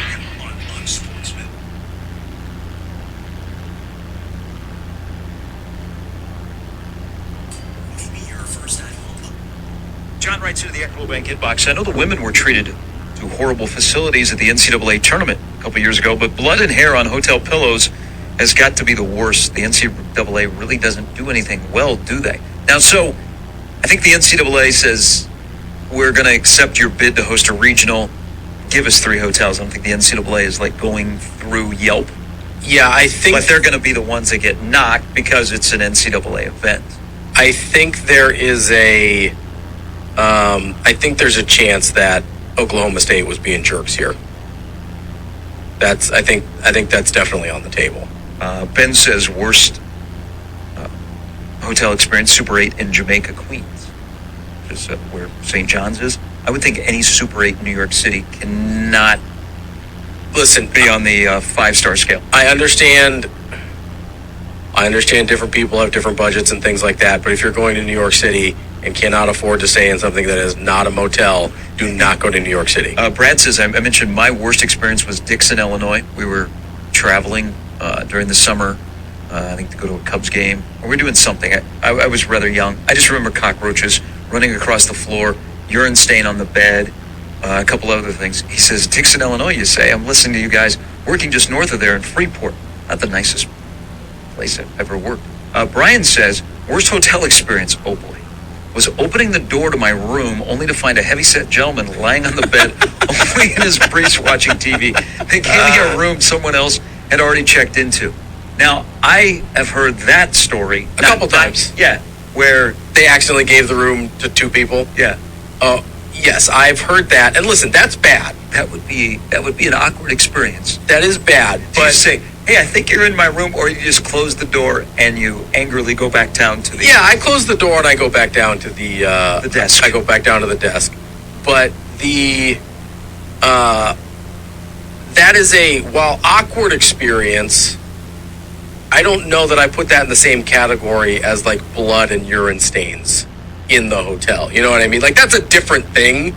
Still bad, still awkward, probably not fear for your life. Although, if you're in your hotel room and somebody else opens the door, maybe you do fear for your life a little bit momentarily, where you're like, I don't know about this. Maybe you got to put that security chain. Oh, also, that's a deal breaker. If you still go to a hotel and it's got the security chain, not the big metal clasp. Yeah. Oh yeah, you got to have the I don't even know what it's called. But yeah, the big clasp that goes through. I also like an additional deadbolt. Mm-hmm. That's important for me. Yeah, I'm big on security. Also, if you are still going to a hotel that has the fire drill placard on the back of the door, that's a little bit of an older hotel. Yeah. Most of the newer ones now do not have that. A little bit of could be a red flag. Again, that one, the placard is prefer not to see it, but if that's the only thing, not a deal breaker. That's a little further down the list for me. It's kind of like, it's probably in the same realm as the air conditioner. Don't love to see it, but I can deal with it if that's my only issue. Mike Sutter, who has stayed in plenty of hotels across the country, is going to join us next. Also, Mike Schaefer, big weekend for Nebraska in terms of recruiting and what will be the wins, if there are. That's all coming up. Plus, Matt Verzon will talk baseball. Allison Footer will join us as well. Plus, let's give away some pizza right now. Fifth caller, easy, 951-1620. We're going to spread this out so everybody has an opportunity, but we have gift vouchers from Brink's Pizzeria. $40 gift voucher right now. 951-1620. Fifth caller, you'll talk to Shane. You'll be a winner. You're always a winner. Listen to Sharp Betting in the Morning on 6. Maybe you're a first time.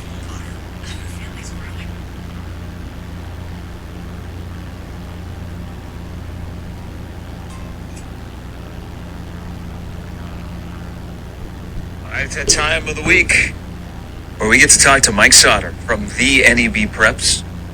Good morning, sir. How are you? How are you guys? I'm good. I'm busy day today. Where are you? You're doing the camp circuit I've seen this week. Where are we at on this beautiful Friday? Today is the Omaha Jamboree of the Locker Room Camp, formerly known as the MG Camp, formerly known as all the good teams participating as well. Yeah, that has. So there's two things going on, and you can comment on this. It still is a great thing to have the locker room camp. It used to be bigger. It doesn't get as much attention. And you know what also, I don't know, maybe it's the timing, maybe it's me. The Shrine Bowl is happening tomorrow, and that has gotten little attention this week by us, by other media, it seems. Right. Yeah, Shrine Bowl, I think because they've just moved everything to Kearney, like their Monday media day thing that they used to have in Lincoln. And the teams used to practice in Lincoln and all that. I think that's partly why. And just coming off of Memorial Day, the week, and Memorial Day was the Shrine Bowl's like media day thing, so it's kind of like family time normally on holidays. So At least for me, it was. So I think that's probably part of it. And also, like, I mean, let's face it, Shrine Bowl, not the best. The best kids are not participating in it. Yeah. So that's just the way it kind of is nowadays. And same thing like when the Nebraska Coaches Association has their all-star basketball game in, June, July? Mm-hmm. I think it's July.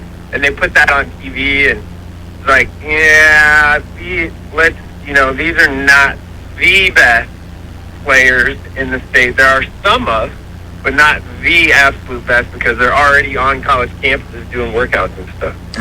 The mission is still there. It's still a special experience, but I agree with you about the Shrine Bowl. And they embrace it in Kearney. It had to find a home. Right. It's just too bad because this is Brett Freund from Westside. This is his last game coaching. And on the other side is Tim Young from Creighton Prep. The other part will be this game is not going to be where you usually find it on TV if you don't make it out to Kearney. It is on Nebraska News Channel. Oh. Yeah. Right. So it's new this year. And, not on PBS anymore. PBS? Robbie's old school. It's probably the last time I watched this Rhyme Bowl sounder. Oh, wow.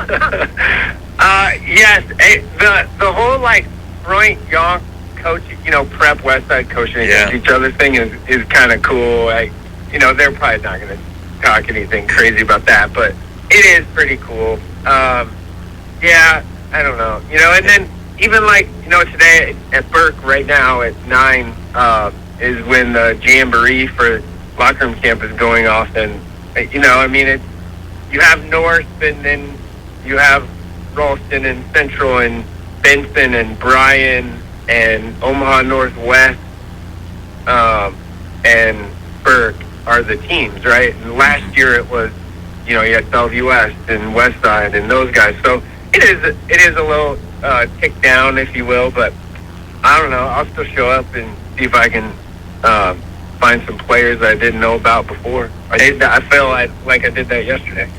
Before Ravi goes rapid fire on you, we were talking before. Missouri State had a little problem with their hotel in Stillwater getting ready for the start of the NCAA baseball tournament today. Typical. You got blood on a bed. You got hair on a pillow. You got somebody left her underwear behind in the bathroom. Bed bugs, that kind of stuff. You have been all over. You've been to small towns. When you're traveling outside of Nebraska, we'll protect the innocent here. Your worst hotel experience, either individually or with the family. Worst. One of the worst that comes to mind was I was in. I stayed at on the floor with just the duvet cover on top of me because I was just trying to save money. This is 10 years ago. I was on the floor of I believe it was, and I don't mind saying it was a sleep-in in Ankeny, Iowa, which is the one that I forget what road it's called. It's used to be a nicer place, but I slept on the floor of that room, and I felt very uncomfortable, if you will. And then were you sharing that room, or do they have a standing room only situation at the Ankeny Hotel? I was sharing the room. Okay. I was trying to save money, and there was already two people. There's already a couple people. I'm like, all right, I'll sleep on the floor, no big deal. And then I get there, and I'm like, oh boy, hey guys, I'm gonna need something to put down before I actually lay on the floor. No cots in Ankeny? Or rollaways? I don't know if we asked. Do they still have rollaway beds? I think so. And then I did stay Atlanta or north of Atlanta, whatever, for basketball. The hotels that have the outside entry only, I am all the way out on that. Bam, we're all in agreement. Yeah, and that there was one I was like, yeah. I even had the room booked and everything. I'm like, yeah, we're gonna have to. I can't do that. So yeah, that's it. I've stayed in some pretty bad hotels though, but I'm not super picky about it. Most of the time it's on my own dime, so I'm kind of just trying to.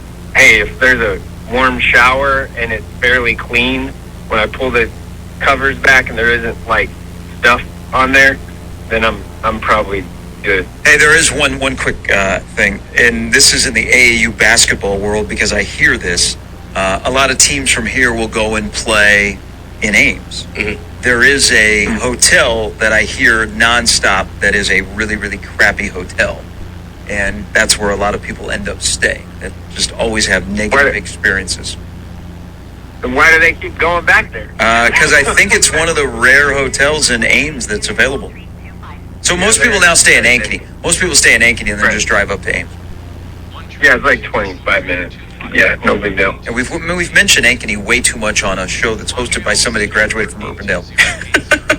Oh. Yeah. All right, Mike, we'll get off of hotel talk here for a second. Okay. You've been going around to these camps this week. What's the most valuable thing you garner from these visits when you're out there? Is it, you mentioned, maybe seeing some kids that you didn't know about or find out are a little bit better than you thought they were? Is that the biggest takeaway, or how much of your team evaluations are you getting at this point in June also? No, it's more just player evaluation stuff for me. So for me, my year, I guess, starts in June. June is my busiest month. I love June. I love going to all the camps and all the basketball league things on Tuesday afternoon at 2 o'clock or Monday nights or whatever it may be. I love going to 7-on-7 football. I love going to all of it. I thoroughly enjoy June. It is where I can gather the most things because it gets me ready for August and December and even April a little bit. So it gets me ready for the fall. I'm one that likes to actually go and show up to stuff instead of just read what other people do and take it from there, or coaches fill out the preseason forms and send those in. Yeah, that's not me. I want to fill out my own form for myself so I know what I'm talking about. So I love June. The biggest thing I get out of it, though, is like Braylon Rogers from Omaha Bryan yesterday. Saw him. I was like, oh, man, that kid is going to run for a lot of yards this year because of Brian's schedule and playing stuff. And then they have a really good lineman, Marquise Keaton. Really good lineman, could play for basically anyone in the metro. Didn't know that, and if I didn't go yesterday, I wouldn't have known that. So those are just a couple names that I wrote down. So that's kind of why I go, and it just makes you more knowledgeable when you're talking to people or talking to guys like you on the radio and stuff like that. So it just makes it makes you better at your job. Right? Go be there, get in it. You can't, this is going to sound bad, but, there are people that think that, you just cover high school sports and it's easy and I'll just create a Twitter account and I'm a dad and of an athlete and I don't like people's opinion that are in the actual media, so I'll create a Twitter account and hide behind it without an actual, real name, or, younger kids that want to try it and do that stuff. You can't sit in the basement and tweet from the couch. It don't work like that. So that's why I just like to be in it. See what he's there. All those young wannabe Mike Sodders out there that are listening. All right, quick one here. No, hey, the young guys. No, for real though, the young guys. I've told guys all the time. That's my advice. Go be in it. Do it. I'm 42. I can't do this forever. Be the next guy. Be the next me. That's fine. But it isn't an easy thing to do. Just know that. Yeah, you got to be a little bit of a grinder. Right. Let's and we have about a couple of minutes here. This is a huge weekend in Lincoln for Nebraska football, but they also have three key in-state players in Malachi Coleman, Maverick Noonan, and Brock Knutson, the lineman from Scotts Bluff. I just want to focus on Malachi Coleman because all three of them are very familiar with Lincoln. They've been there plenty of times. Now these are official. What's the difference if you're Nebraska and your approach to Malachi Coleman who he's at 70th and A. He's right in your own backyard. You want him. You know that he has an interest, and he has a lot of other schools that have an interest. What's the difference between his official visit this weekend compared to what you've done with him in the past when he stopped by? Oh, man. Because he's right there. It's a great question. You know, he's not doing interviews per se, nothing on the record as of now. He kind of shut all that down. I don't know, like, the fact that he's maybe staying, you know, in the hotel and being around the actual players for a day or two, just your standard official visit stuff, is probably a massive kind of win or thing for them. That's probably about the only thing that can be different, right? I don't expect him to commit this weekend. I wouldn't be shocked if Brock Knutson commits this weekend, even though he does really like Iowa State. And Maverick Noonan is going to be a while. He'll take all his visits, I think. Mike, after I'll call it the failures of in-state recruiting from last year's class, how important is it for them to land a guy like Malachi Coleman? I think it's pretty big. It just depends on what position they see him. Is he a wide receiver? Is he a defensive end? Is he a linebacker? What is he? He's a really good athlete. I think it'd be pretty important, especially just being an actual Lincoln guy, because they've had obviously tremendous success recently with Lincoln guys. I mean, the one thing that was a little disappointing that, you know, if you're a Nebraska fan, I wrote a thing yesterday and put it out last night on Tyson Terry, who just happens to be, 6'3", 275. And he said, like, I don't talk to Nebraska that much, or haven't talked to them in a while, I believe was a direct quote. And it's like, yeah, he's a freshman, but, like, that guy's really good. And then you have, there's stories of some in-state guys that Nebraska's even recruited, and the position coach doesn't even know what high school they go to or town they live in. That's not good. So, like, at some point, somebody's got to do something in Lincoln to actually give a crap about the younger guys or be on their stuff here. Like, I'm not trying to bash them, but, I mean, those are real stories with real quotes that really happened. They have done a really good job of in-state recruiting, but could they do better? Yeah. And we're not talking about guys that are like, fringe guys, walk-on guys. We're talking about guys that have offers from teams in your league that you can't beat and haven't beaten for years in a row. So, yeah. Well, I know what you're talking about, and hopefully they have streamlined some things and they are better at that. But at some point, and this isn't new, we've all talked about this, you have to have guys that are not named Mickey Joseph and Bill Bush to hit home runs, whether in-state or in the 500-mile radius. All right, have fun at the Jamboree. I hope you're wearing sunscreen and that big floppy hat you wear. I think just sunscreen today, trying to get a base layer for the rest of the summer on the bald head. And then I'll be at basketball about noonish. See Gretna Westside play a little basketball at noon at the Millard North Hoop Fest. And then tonight I'll be in Lincoln like everyone else for Friday Night Lights. All right. I'm glad you're going to get the base, because when you're up at Lake Okoboji on 4th of July weekend, nobody wants to see that farmer's stand.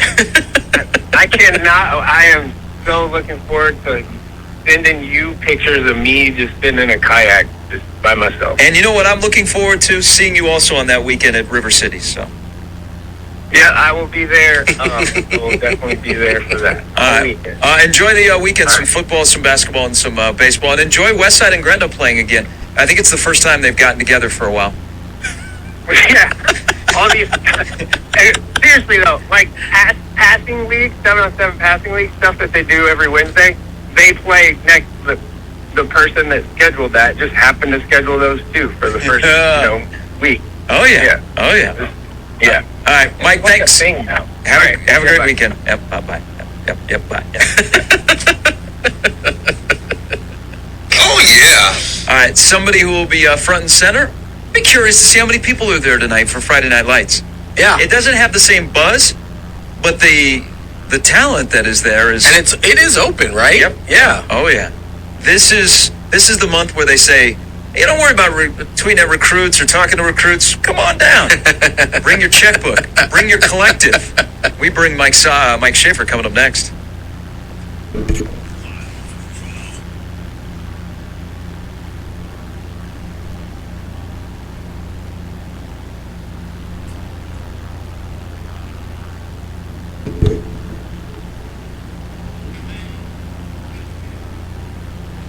Back from his John out west, Nebraska, Wyoming, Idaho, Montana.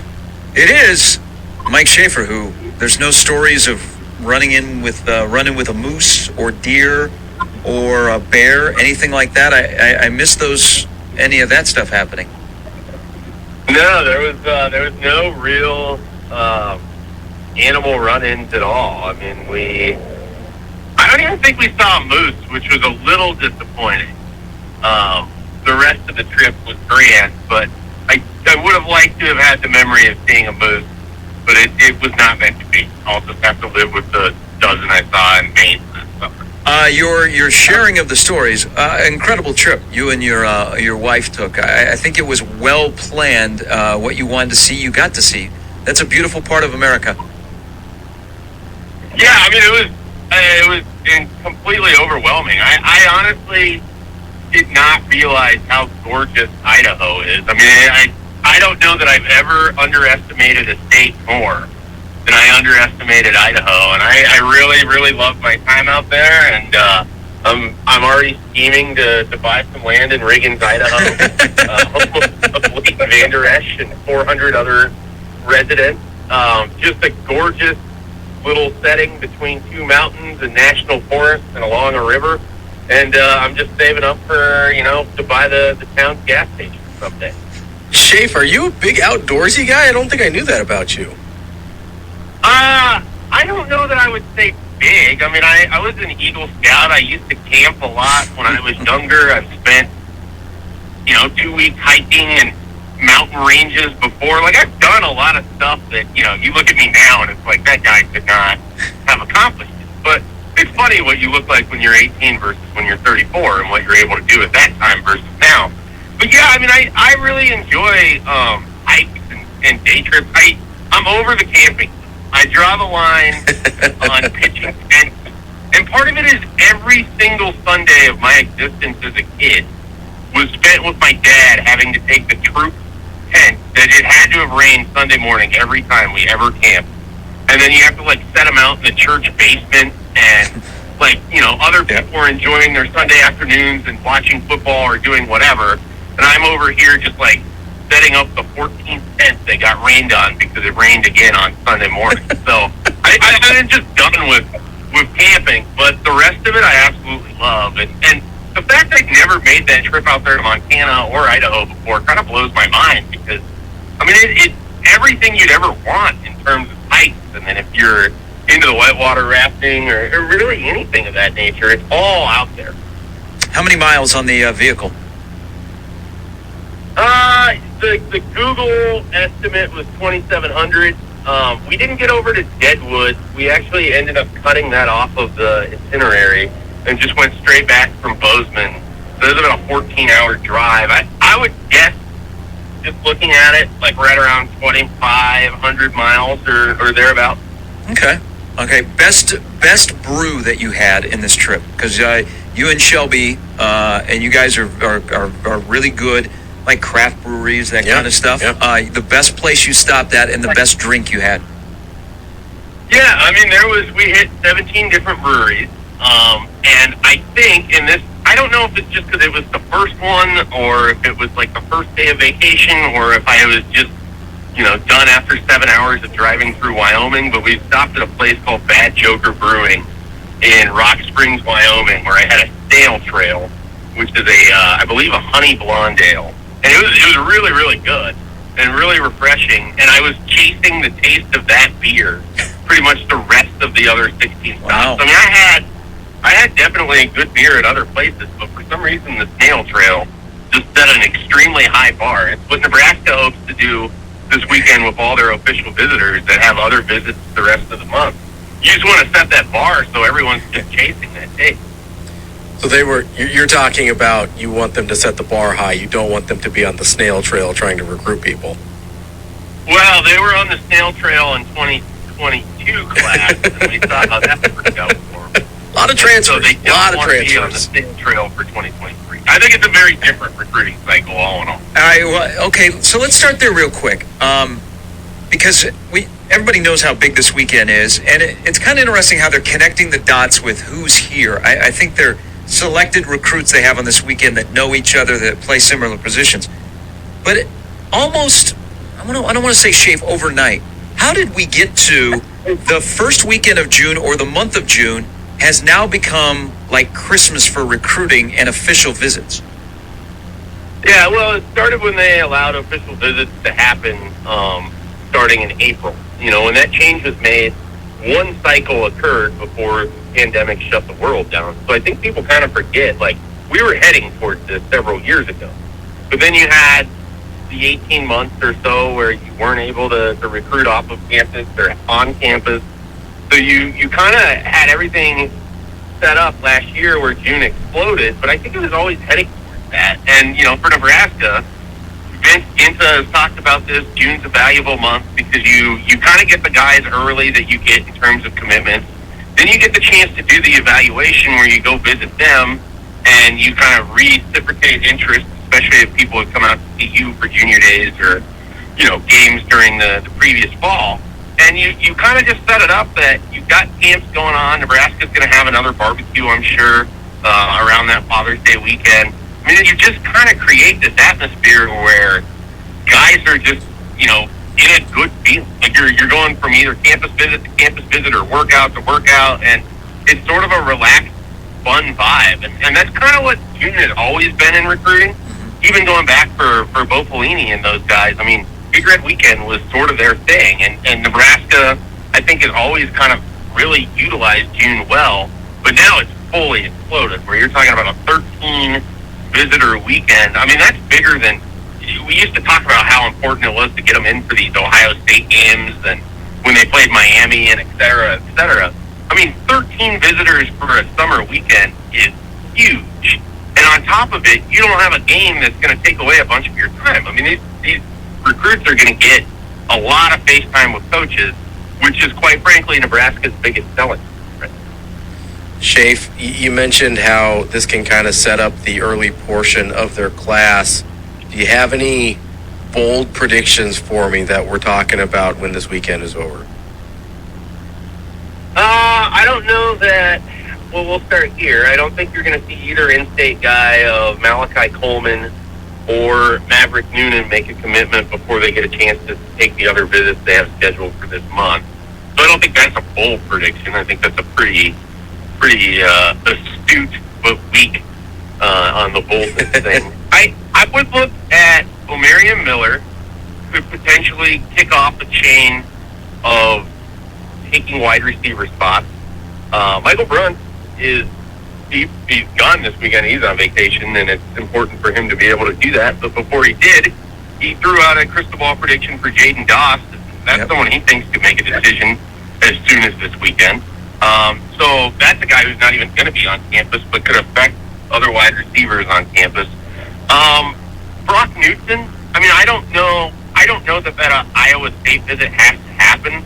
And yet at the same time, if you're Nebraska and you have Bo Hewley in and you're having Amir Herring in and you're bringing in some of these guys, it's maybe not the worst thing if Brock Newton takes his time because you still want to see what's going to happen with Payne Green and some of these other offensive linemen. I think they're going to take 4. You have 2 committed right now. So there's, at some point, you got to have the scarcity thing works in your effect.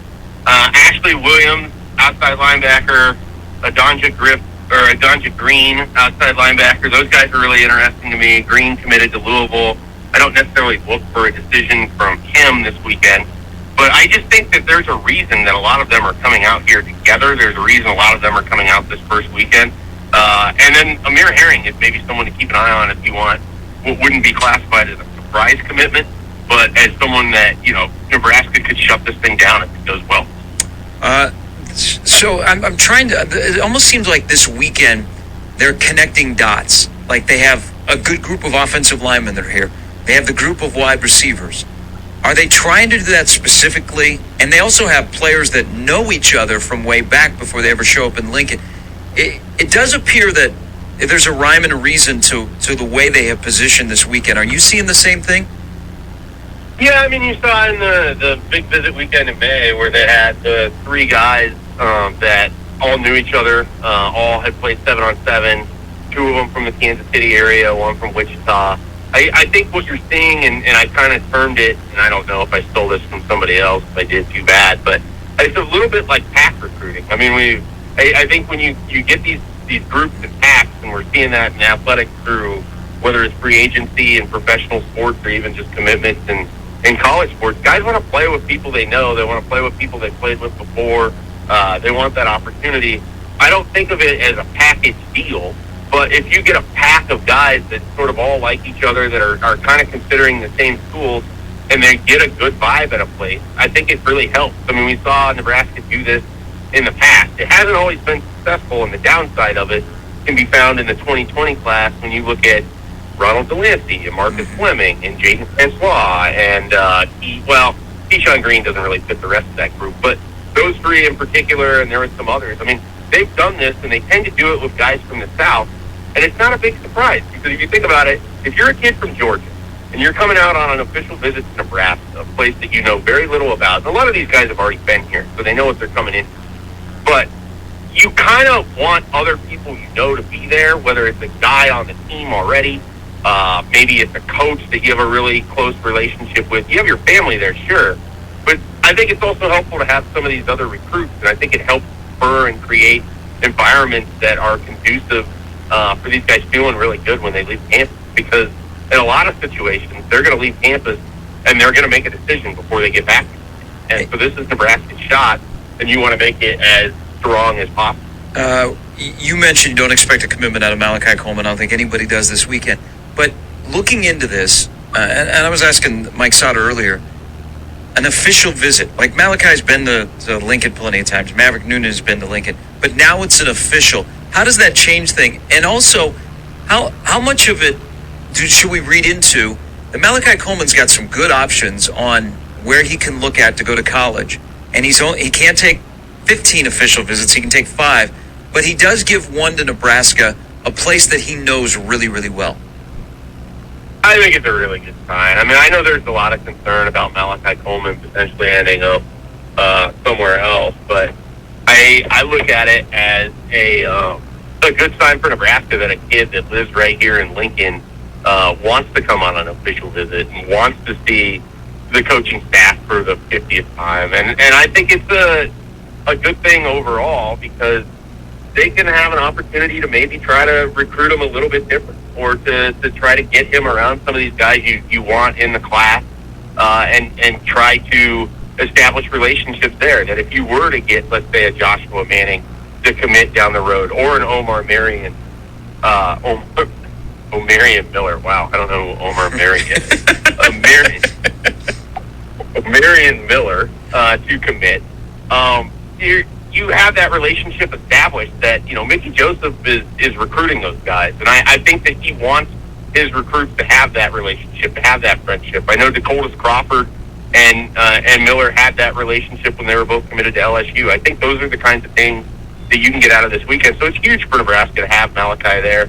I still like their chances. I think it's going to take a long time, but I think Nebraska is going to present him with the opportunity to play close to home, which I think does matter to him as much as he's looking at Oregon and Oklahoma and some of these other places. And it gives him, the NIL opportunity. Well, we got another great landing here. We are going to camp upside down in our airplane and take off next time from here. Couldn't find an airport close to the Torngat National Mountains, but we're close to there. Not the best landing, but I think we're okay. We'll flip the plane over and take off from here next time on Microsoft Flight Simulator 2020 World Tour.